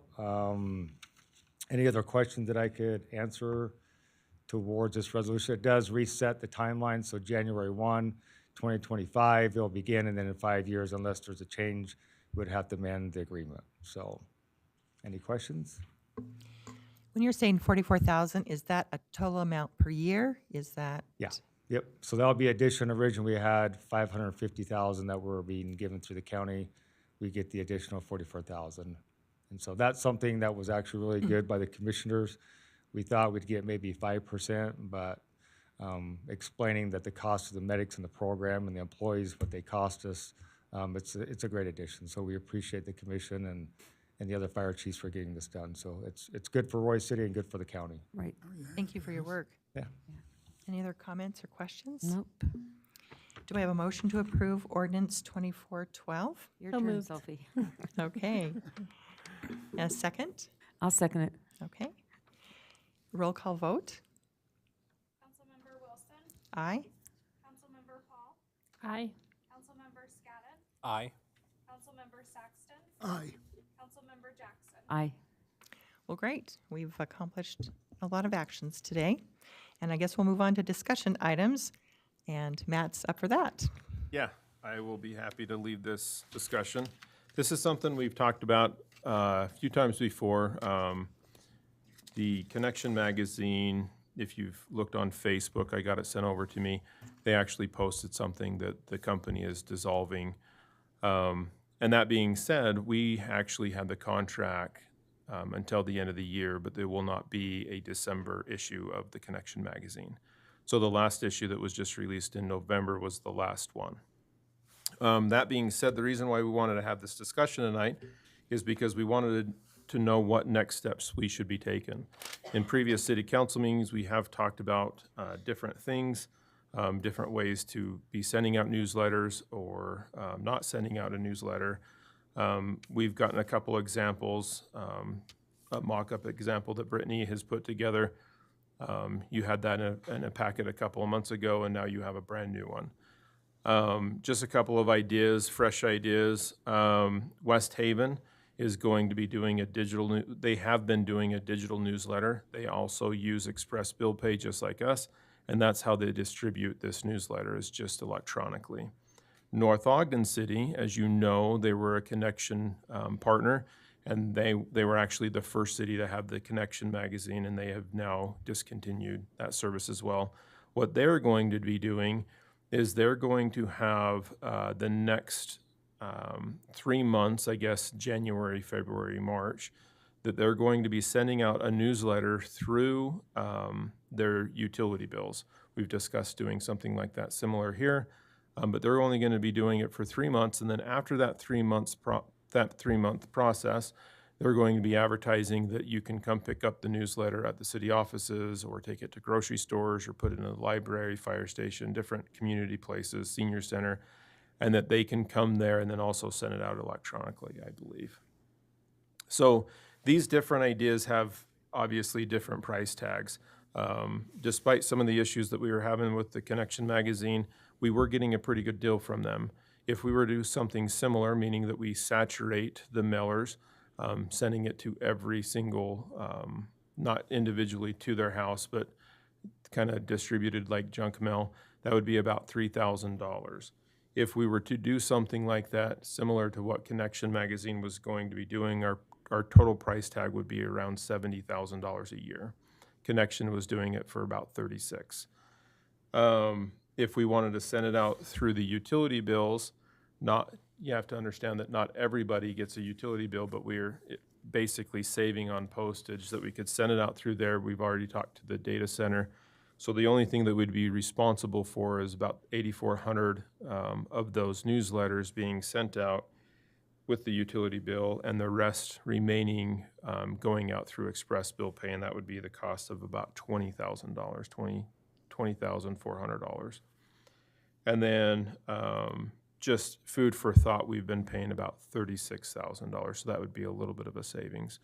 Or if you wanted to do a further reach like West Haven, you could save a lot more money, the $20,000, by just doing it electronically and having people sign up for that. The North Ogden, it would just be paying for the price of printing, and we could be sending it to similar places like that. So just wanted to get your guys' thoughts. Well, there's so many seniors that don't have computers. So how do we reach them? Because, I mean, they're the ones that would always found out about our concert at the high school or the senior dinner or just all those events. So that's the only thing I worry about is reaching the seniors in this, you know, in our city. But that would be going back to the utility version, Yeah. or the saturation would be the really only way. One of the biggest downsides to the utility, just food for thought, is not everybody receives a utility bill. Yeah. So a trailer park, they don't receive a utility bill. The park itself does, or if you live in an apartment, you have maybe a PO box at that apartment or something, but you don't receive a utility bill because the landowner does. So the saturation obviously hits a lot more residents, but then the utility is a little bit more cost effective. so when you were talking about just printing out like flyers or something, like a 2-page flyer. You're talking with about just- what was in the agenda? Yeah. Looked very nice. That- the way Brittany- then you could just like put it some in the library, at the senior center, and just different locations for Yeah, them. that's an idea that North Ogden's doing. They're doing it the utility route for the first 3 months, and then they're going to be trying to send it out through the community like that, so they're not paying that cost of postage.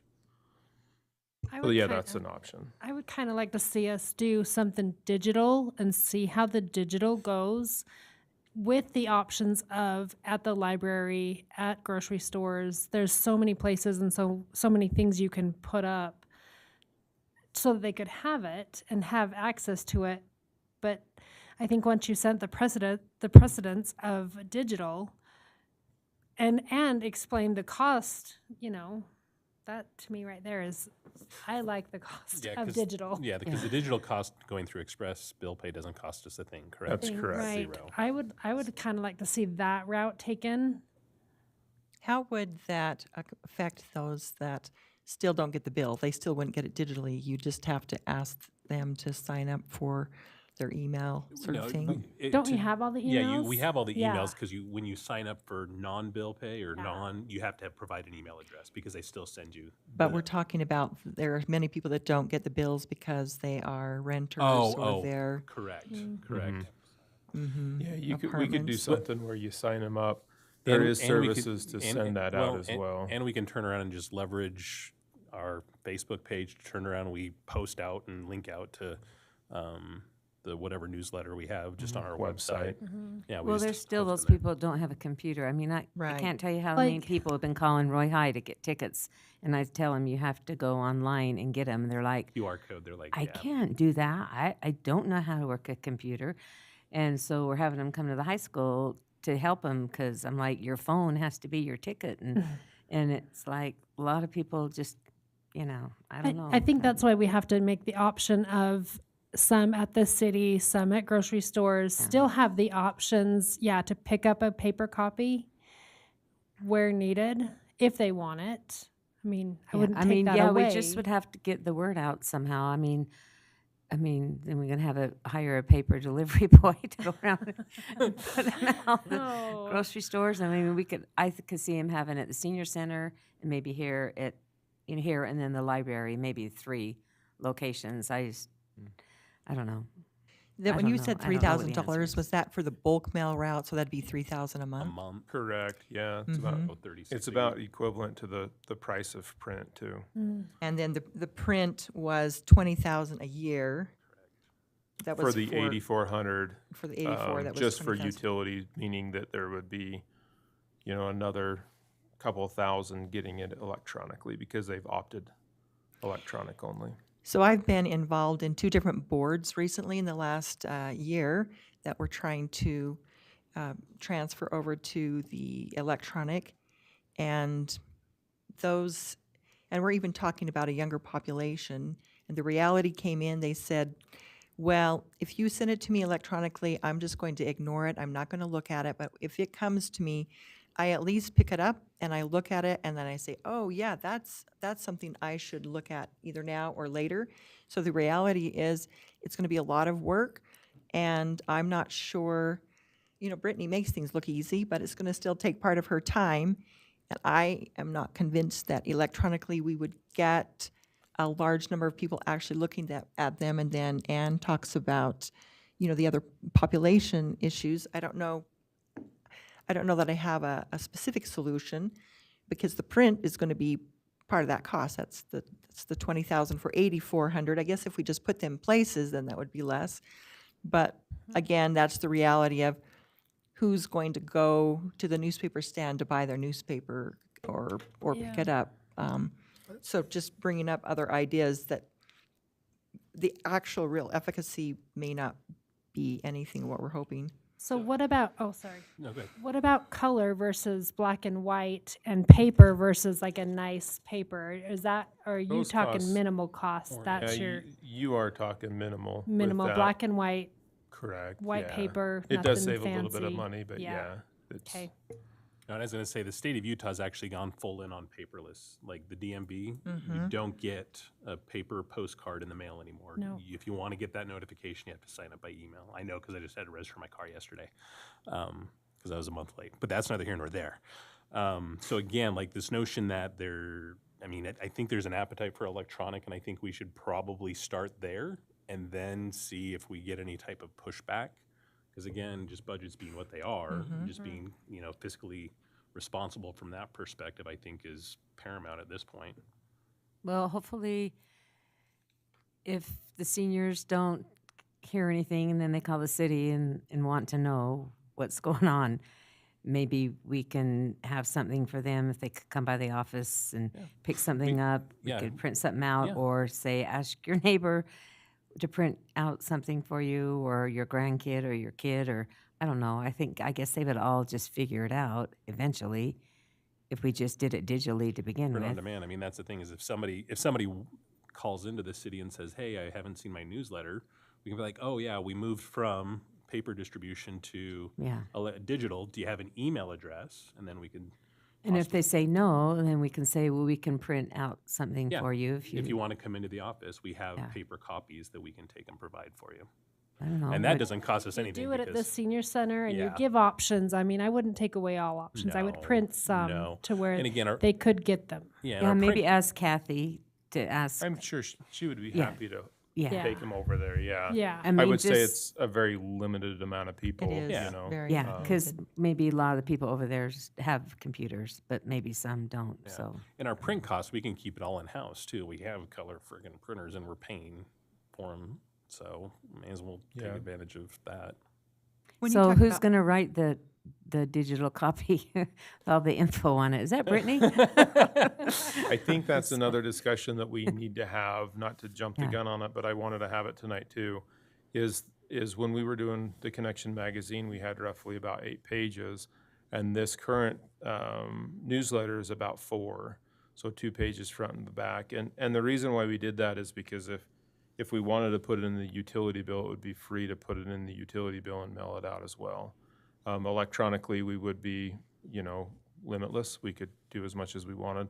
But if we were going to be printing these out ourselves and paying for each copy, color copy, we do need to be conscientious of what we do put in there as well, and Right. what kind of content we put in there. Yeah, So- just like no advertisements, just facts about things that are going on in the city and just important dates. That's And- what people and- mostly want to And know. the reason why I mention it is because Brittany, probably more than anybody in the city, gets hit up quite a bit for different advertisements for, Yeah. usually not for their business. It's usually for, an event that's going on at somewhere, right? But that's something that, they want to see big, bright, and beautiful on the front page of the newsletter. Right. But we would just need to get a little bit of direction from the council of what type of content we would like to see in that when we're limited. I would think it would just be anything that Roy City is putting on, any event that Roy City is doing. Everybody else Fair. can just take care of their own advertisement. Okay. That's the way I look at it. I think that if you do, 4 pages might be too much for someone to scroll through digitally anyway, so I don't think we'd want it over 4 Go pages. more and more, correct? And maybe there could be an introductory, I can see how an introductory period may be beneficial if it does come through, because I think most of the seniors would be getting a utility bill, and then maybe we could do an insert for a month or something to say, look for your newsletter in this new fashion. Yeah, because if it's something that benefits our citizens, like you put in the senior dinner and the Bar D, our fundraiser, things like that. Obviously, you're not going to put in Clinton sidewalk sale or something. I mean, just anything that benefits the citizens of Roy, and just specific dates. And we have to remember the money we put towards this, I mean, it is tax money, tax dollars they've paid for services, and we just have to determine, is this service really important to them and will they be utilizing it? Because if we take it away, does that take away their connection to our city? Does that take away their ability to know what's happening? Because even though it is a lot of money, on the other hand, communication is very important, and that's worth a lot, and it's hard to put a dollar amount on that, because if you have people with ownership and involvement, that's a lot, that's very important. Yeah, because obviously you'd have to put in like when basketball starts or when softball starts or when you can go to the dumpster or the cleanup and just all those kind of facts as they come. And they won't all come in 1 month, so you can just spread all those facts out as they come. Baseball season, softball season, basketball season, swimming lessons, aquatic center. I mean, all that, it doesn't come at one time. So it could be just all spaced out and wouldn't be that much for Brittany to put on a piece of paper. Well, don't you already have the ads? Couldn't you just add those little ads you do and put them on the newsletter? Like you have, like the gingerbread house and the Parks and Rec stuff that they put in. Isn't it just those? Wouldn't you just put those into the newsletter so you're not doubling? I don't want to see you double. That's What's it called? Paper? Depends. So the samples that were in your packet, what we had to do is essentially create our own layout. Yeah. And so that it just changes the format and the layout of it to where some of it's text, some can be pictures. So it just kind of depends on what the event is and what you have to create and not create. But I think once you get far enough into it, you'll have a layout to where you can just update. It'll be, I think, a little bit more Plug and play, drop in. intensive on the Front front half side. to create it, but then once it's established, I think it'll be easier. And the way to get this to people will be for them to look at our website, but then also emailing that to them for those that have express bill pay. We're considering doing both. And then if people want to submit their email address, is that something feasible for you? Because that would be another email assortment for you to be a range of. Online services that we can look at to where you can kind of subscribe and it would automatically send it if you don't have Express. So it's a service we could look into. Cool. And is that a costly service as well? Are we talking about? Most of them do cost usually a yearly membership, but I don't think it's It's quite not like much, the saturation no. printing, but yeah, there's typically a cost associated with it. The issue, my understanding, is the issue you run into is when you're blasting out so many emails like that, you start going to junk folders. And so we did it one time to where. You might have somebody that works on the council that's a little bit of an expert in this, so I can get us through that. So I know that we got on a couple of lists, like we were going to junk folders for Gmail and stuff last time we did it. We subscribed to a company and Yeah, and they were it pretty was for legit. the CARES Act grant. Yeah, it is was a when we pretty did it. important Matt, thing. Yeah. what was the price again on North Ogden's plan? I don't have their price. They're just gonna do flyers for because 3 they're just gonna months. do, They're they're just, gonna do a mix, but they're initially going to introduce it for the first 3 months, you said, yeah. and then through they're gonna go to a utilities. hard copy. So if we were to do something like that for the first 3 months, it'd be 20,000, 7,500 bucks. It'd be how Or much? $1,700 for 1 month. Per month? For 1 month, so we did that for 3 months, we would be about $5,100. If we did similar to North Ogden. And that's not because we print it, but because that company prints it for us at that cost. Yeah, because we're not paying any postage, we're just paying for 8,400 of them a month, times the 19 Because cents. it seems like, and this is just an old newspaper man talk, but it seems like the people that we need to reach the most and stay connected with are going to be the people that might not have the computer or the email address to receive any information, which is only going to cause the city's phones to ring even more. So I'm wondering if there's somewhere in between we can save $1, but yet reach the volume mass that we need to. What if we did like a quarterly mailing through Express Bill Pay for those that still receive? Again, it would cut our costs down by 75% because we'd only do. Through the data center to where we're physically mailing it out, we could do something like that. Once a quarter. or Whatever, yeah, something if you like wanted that. to I'm do just that. thinking That about- way it's, you're still top of mind, and Education is so important because we have a hard time we need people here, we need people at our events.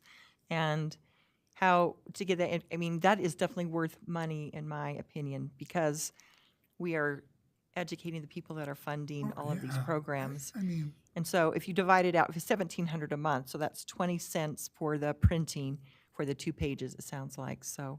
And that's That's- only 2 pages. That's for 2 pages. we have to stay, I think the mayor said it best, we have to stay connected, or people are gonna think, what are they doing, working in secret? And we're not, but Yeah, I like the hard copy. I mean, I still take the newspaper and read it every day, so. And I guess I better get on Bill Express, because I still write checks out for my water bill. And so, I'm saying my I mean- age right now, but I like the hard copy of reading things. And so, I mean, I get so much spam and junk mail, I just go through, delete, you know, and. Yeah, but that's I'm been from my like- experience. Yeah, we've Yeah. been trying to make that transition, like I said, on 2 different boards I've been on, and it was, anyway, we've gone back to paper, I'll just say that to you, because, we tried the other, and it was not effective. And this was with a population that is tech savvy, and that was their comments, Yeah, so if we did it once a quarter, just put all the events are gonna be, for those few months. And if people don't get that info beforehand, don't get used to getting that newsletter, they'll just be calling the city. And the girls that sit at the front desk could just give them a list of all the events, and they could answer all those questions until they get in the routine of, they could tell them what's coming. So, I don't know. How feasible is looking ahead for once a quarter, Brittany, when you're getting your information? I mean, if we could time it right, we could do like concerts in the park. We could make sure we're getting that message out, and it's just one type of thing, something like that, because we're going to know the schedule for that type of stuff. council schedule. Council schedule is always going to be the same. Yep. Sporting is the same, different, you wouldn't have specific dates, but you would, this is coming up. Yeah. And then we know, because again, we always put out a calendar every year of what we're going to be doing, so we're always planning ahead in that regard. We know when the next fall cleanup is going to be next year. Do we save money going quarterly? Well, that'd be $10,000 versus $6,800 if it's quarterly. If we did every 2 months, it'd be $10,000. So if every 2 months, season-wise, if that works better, that's a difference of $3,200 It's almost to do a every 2 savings months. what, 16,000 for the year? Isn't that? Yeah.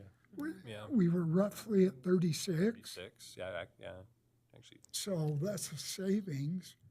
I don't know, just, Any other ideas Like that you I guys said, have that, because I do think the paper copy is very important.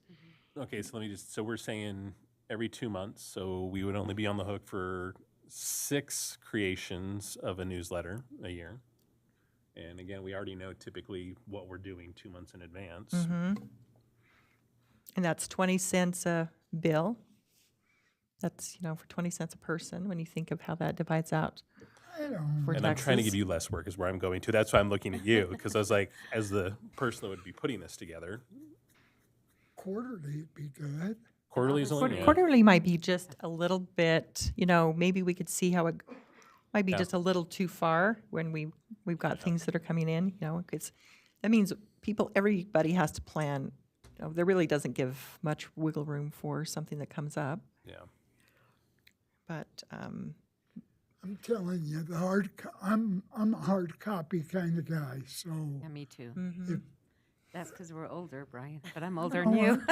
I know. but we have a pretty high percentage of our population that Yeah. currently meets that I think every criteria, 2 so- months, 4 months, I don't know, unless Yeah, they write every it 3 on months something, is- they're gonna forget. Yeah. Working I think for every a- 2 months would Working for a balance. daily will make you a hard copy fan. There you go, yeah.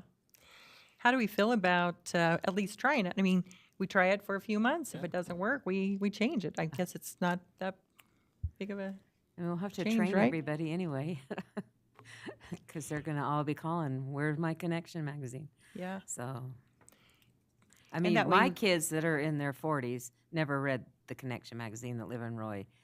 But my neighbors that are older, my brother that lives in Roy, who's in his 70s, he reads every page. So it's just the younger ones are all digital. I mean, I read the paper and I'll call them, "Do you know what happened?" They're like, "Mom, I already read that on the internet or whatever." So I'm like, "Oh, sorry." So, but most older people read things and younger people just throw it in the garbage. So that's just how it is. Well, do we feel that we have a consensus to maybe move forward Quarter- to every 2 months? Can Every we- 2 months with the utility bill and then the excess going through Express, the paperless going through Express. Yep. And then keep in mind, no trailer parks or apartments would receive that. And then we can determine if there's a way to help meet that need, because a lot of the people in the trailer parks probably need that as well. Any other Could take great some to the ideas? Mona Vista office. They have an We office. could do something like that, You know, yeah. I mean, Yeah. Just take put a them in the few- front office for 'em. Yeah, and they even if we just posted, they had a few copies and people come by and read it or whatever. We didn't have to hand one out to each person. So They have bulletin boards. yeah, yeah. And once we train them, they're going to get this also. So And then we would just have to decide, is that, whose assignment is that to take that letter there, I mean, I'll drive it over to Mona Vista. I'm good We- with that. we It can just has to definitely be, take it over that there. it's consistent. Yeah, Because if it's yeah. everybody's job, it's nobody's job kind of concept. So Yeah, we can assign that, whether it's city council, staff, whatever, to different people. as long as Brittany reminded me, hey, they're here, come and get them. Can't put that newsletter to remind me. Do we feel good about that approach then? Start with that? Yeah. And that would start in January then? Glenda, do you have something to say? Okay. And, She, You can't? motion to move oh, into I'm public so, comment? I'm sorry, Glenda, I Can I guess. motion to move into public comment? No, because it's not on the agenda. Okay. Oh, I'm, Just a comment about this. I'm s- I just want to know if it's going to be online as well. Yeah. Or are you just going to Yes. sit down It'll, and yeah, copy? no, anybody that's Yeah. express bill pay, will get the electronic copy. No, and I everybody- mean online. but it will still like be on our On the website. website. Yes, it's still on the Okay. website. Fine. Yep. Okay. I know I don't want to put anything in the mayor's mouth, but I know that he's talked to me a couple of times about this. Traditionally, in the newsletter, he does a mayor's message. Before, we also did a mayor's message and a council message as well. 6 months, there's 6 of you guys. Hey, Is I that like something that the you would mayor like to just do? talked. I You thought it did- was really good. He always said all the points. He is very good at it, I agree. Yeah. But is that something you would want to entertain? I know that he might say that as well when he returns, but we've just had private conversations about that as well. I do think it's a good way for us to, again, connect, where that, in my opinion, I think the information we put out for council is important, but also that connection with us, I thought was helpful when we had it before. At least that was the feedback I received. It was nice to see people. If it's good news we're putting out, it helps you get reelected. Well, I think part of, yeah, that's right. But, you know, the idea is that whole connection, right? That was the idea, is we're trying to help people see who we are, where we're at, and hopefully get more support for just the business of city. So to clarify, I guess we'll just kind of put the points down. So Brittany, you'll be willing to do us a 4-page newsletter then, and we'll go ahead and do that every 2 months in the utility bill, and we'll do that by email to the express bill, and then we will have it on the website, and then we'll have some extra copies to hand out to buildings that don't have their own utility bills. Any other points that we had? Does that feel a good summary? Okay. I like it. All right, thank you. Thank you very much. I guess that's it on the discussion items then, and now we'll move towards, I guess, Matt, there you are, city manager again. Yeah, Yeah, I just got so a couple of things for we'll us go from there. tonight. First off, as you know, we have a .org email address and a .org website. We're moving that toward the .gov. Some of you have already transitioned into the .gov. But IT is going to have to access everybody's devices to change that over to .gov instead of .org. That goes for all city staff as well. That should be done before January. On November 25th, don't forget, 4:30 out in the back parking lot will be the tree lighting ceremony. Students from local elementary schools will be singing from 4:30 to around 5:30.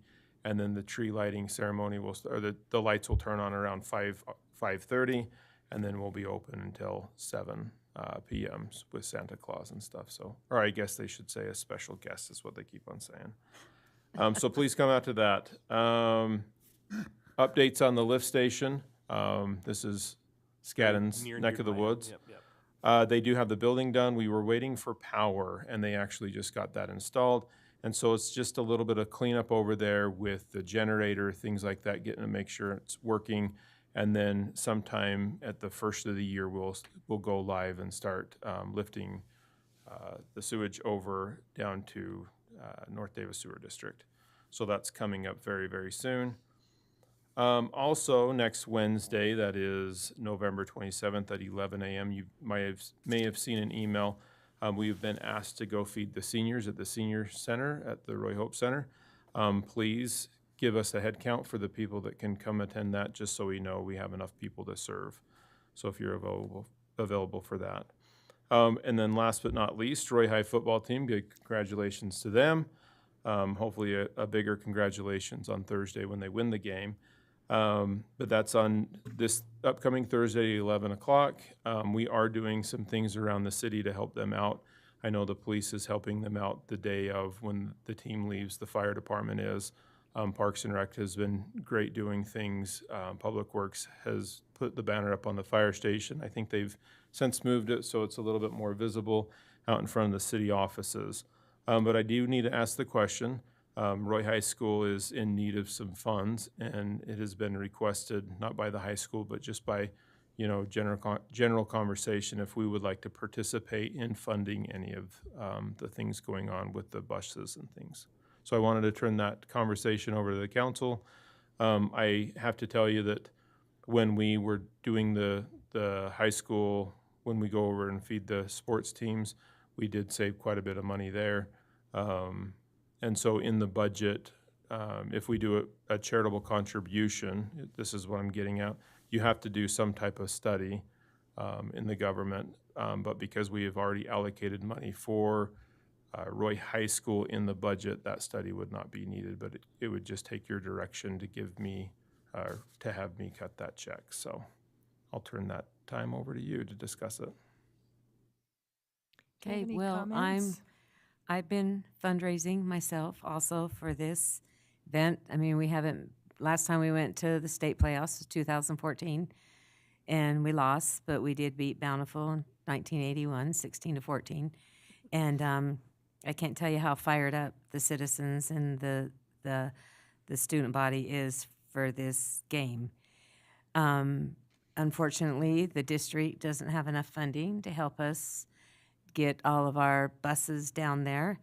And so that's why we've been asking businesses in Roy and tons of alumni that have been pitching in $25, $50, whatever they could afford. We have so many students that there are on free and reduced lunch in our school that if they had to buy the ticket, they would not be going to the game. So we are raising the money to buy their tickets. They just have to fill out a Google form on their Chromebook, get permission from their parents, and then we are loading them up on the buses, taking them down. They'll be accounted for when they get on and when they get off, make sure they get there safely. Some students would take the track station, but most students that don't have cars don't even know where the track station is. And we don't want to say, okay, we're going on a field trip, so we'll meet you down there. We want to make sure they actually get on the bus and get off the bus. So I just think this is a big deal for Roy City. Can I tell you, at the last game, the other team was yelling, overrated, and where's Roy? I mean, we get just so much disrespect from others, especially down in Utah County and around there, and even in Davis County. We just don't get much respect for our city. And we're one of the few schools that just is Roy. Like Bonneville has Uinta, South Ogden, Riverdale, Washington Terrace. We're just good old Roy. And we have the most support at almost every football game right there. And we have more people on the visitor side than we even do on the home team side. And so I just think that just to help these kids get to this game, $500 to say that Roy City helped. And I just think it's a great thing for us to do. That's my spill. So, any other thoughts? I think it's a given. We need to be there. And what does a bus cost? I'm no expert on it, but I heard that it was $1,500 for one bus. $1,500 per bus? And that If I recall correctly, provides what? Their 70 students, 75? 60 kids on a bus. 60, I'm sorry. Okay. I can text my mother-in-law. She's a bus driver. Yeah. Find out for sure. Yeah, and then the tickets are $6.25 a piece per student, because they're $5, but then they charge us, the $1.25 fee. And so originally we were going to get excused, and now the state school board has come back and said it has to be parent excused. They are a holding school. I don't think there'll be nobody there, but which is frustrating, because why have a championship state football game at 11 o'clock if you don't want the kids to attend? I mean, this is once in a lifetime, I mean, I'll be dead before they go to state again. That's all I can tell you. I mean, it's a big deal. We have a great team, and it's been 10 years since the last time we made it, and I mean, we just have a really good team this year, and the kids are so fired up and pumped up that it's just going to be a big turnout. So if you're coming, get there early, because it's going to be There's a going to be lot of packed. people at the last game. And they provide the city with a box at no cost, and I think that is a great thing that they give us also. So I think when we saved enough money from our dinner, because we penny pinched pretty good on that. And it I was a think- quarter of the cost. Yeah, so I think right there, we have enough that we can put it in there without making too many adjustments. Do we have enough to do 500? Do we have enough for 1,000, or is that not? Five? 500? So Okay, I'm one for thing, that. I think, it's good that we do gotta have it in the budget, but, we do need to be a little bit careful, because We have had a lot of tight budgets and budget cuts, and there have been a lot of changes and cuts just in the city, and especially around the holidays. I think setting a precedent is a challenge, mind you. Like Ann says, I'm not sure when they'll, if the precedent is you have to make it to state finals, then that's a pretty hard precedent to do. But I mean, other people are asking for money all the time. I just think we have to be really cautious in regards to that. But the benefit certainly is that we have it in the budget, and we have saved that amount for the $500. But we do have to be respectful, I think, because the budget is so tight, that what we do with it, we have to be very respectful for the other people that have had their budgets cut. Yes. Yeah. So wait, where are we at? Are we at 500 or 1,000? That's, I guess, where I'm at. I feel more comfortable with 500. I feel more comfortable with that. Is there? 500's great. Do we I feel think that good Roy about High would be 500? very happy with 500. And then what I'll do is I'll donate $500 out of my own pocket. So as a former Roy High alum from class of '98, we are great. Yeah. That gives Roy City putting Well, I down can't tell 1,000. you how many alumni that Yeah. are donating. Yeah. And I mean, I had a guy call today that graduated in 1988. I couldn't get him off the phone. He was so excited. He's telling me every sport he played, who the coaches were, but he was one that doesn't know how to purchase a ticket online. Because can I come to the school tomorrow and do that? In kind, or Yeah, okay, just go I'll bookkeeper. pop in. I'll pop in tomorrow then. Yeah, we've had a lot of people donate. I mean, I have my business donate, and a lot of local businesses, a lot that are alumni that own businesses, but some who have no connection with Roy High, they just want to help. Yeah. So are they helping all of the students get tickets, or is it just if they got on the bus? If they fill out the Google form.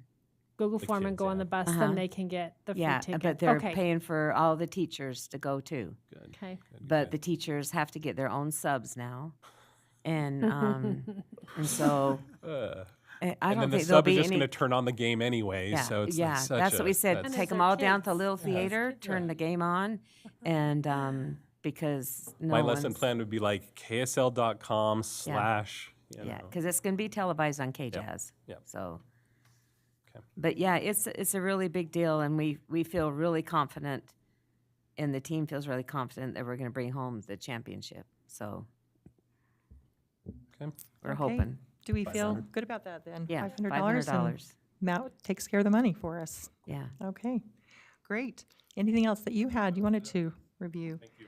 Anyone else have any other items on the? I just wanted to remind, well, there's not a few seniors in here, but tomorrow night is our dinner that at the high school that we feed.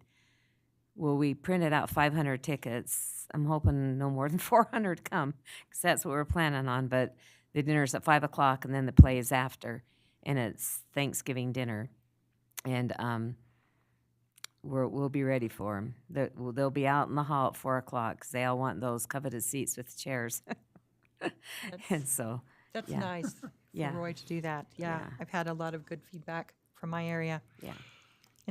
Anything else? Yeah, just really quick. Public Works did the red curb by Sandridge Junior High, and I've driven past there multiple times in the mornings, and so thank him. I know he was not. Yeah, that was very appreciated, and the traffic through that Sandridge the junior high is so different. Yeah, Betsy's already So commented different. on it to me. Oh man, Yeah. it's very good. Yeah. Yeah, I can't believe it wasn't done earlier. Right. But yes, thank you. I have a possible date of December 12th, serving the seniors at 2 p.m., which is a Thursday. I was just going to look ahead. Do we know if that's the case? December 12th, Thursday at 2 p.m., just to kind of plan our schedules, December serving the 12th, seniors. feeding the seniors for what? That they were supposedly 12 to 2. Wednesday and at the 27th, and then December the 12th. Is that? 12th is the Christmas one. That's and that would be at 2. So you can kind of That's plan what she ahead just for said, that. yeah. Okay, great. Well, I had a few events I was just going to put shout outs to for our city, and Brittany's going to be very helpful. And I thought it would be kind of fun to have some pictures. So one of the first things we had was the pumpkin splash and Parks and Recreation. It was so fun seeing those youth there. So we've got a cute little video that you can kind of take a look at and see where that comes in. So it was fun. All the pumpkins were lined up, and then the pumpkins were thrown in, and the kids jumped in, and then they stayed. And I thought that was a really nice thing for the city to have, and a great tradition to keep the youth involved. And then we were honored to be invited to the Fire Department Honor Banquet. Thank you, Chief Williams. That was a very nice event, and I think one of the nice surprise awards was that Brittany received a service award. So thank you, Brittany, for all of what you've done for us and for the fire department. I thought that was excellent. Yeah, I think she should have had to show up to get it, though. And then we were able to participate in the military food presentation at Kent's. That is a great honor to see those military people, and they were very appreciative. And so those were some of the events we've had, and thanks Brittany, for putting those, just so we can kind of see those pictures. Any other comments or items? Then I guess we jump to, do we have a motion to adjourn? So moved. Do we have I'll a second? that. Okay. Well, thank you, everyone, and. So now we're going to do a little video or something? Yes. Yeah. Yep, Yeah. so we're going to meet for our little video. Where are we going to do that at? Yeah. And, so thank you. And all in favor? Aye. Aye. And any opposed? Is there ever been Okay. anybody opposed? Great. I don't think Thank you. so. Thanks, Brody. I'm Joe. All right, so where do we want to meet for our little video presentation? Right. Just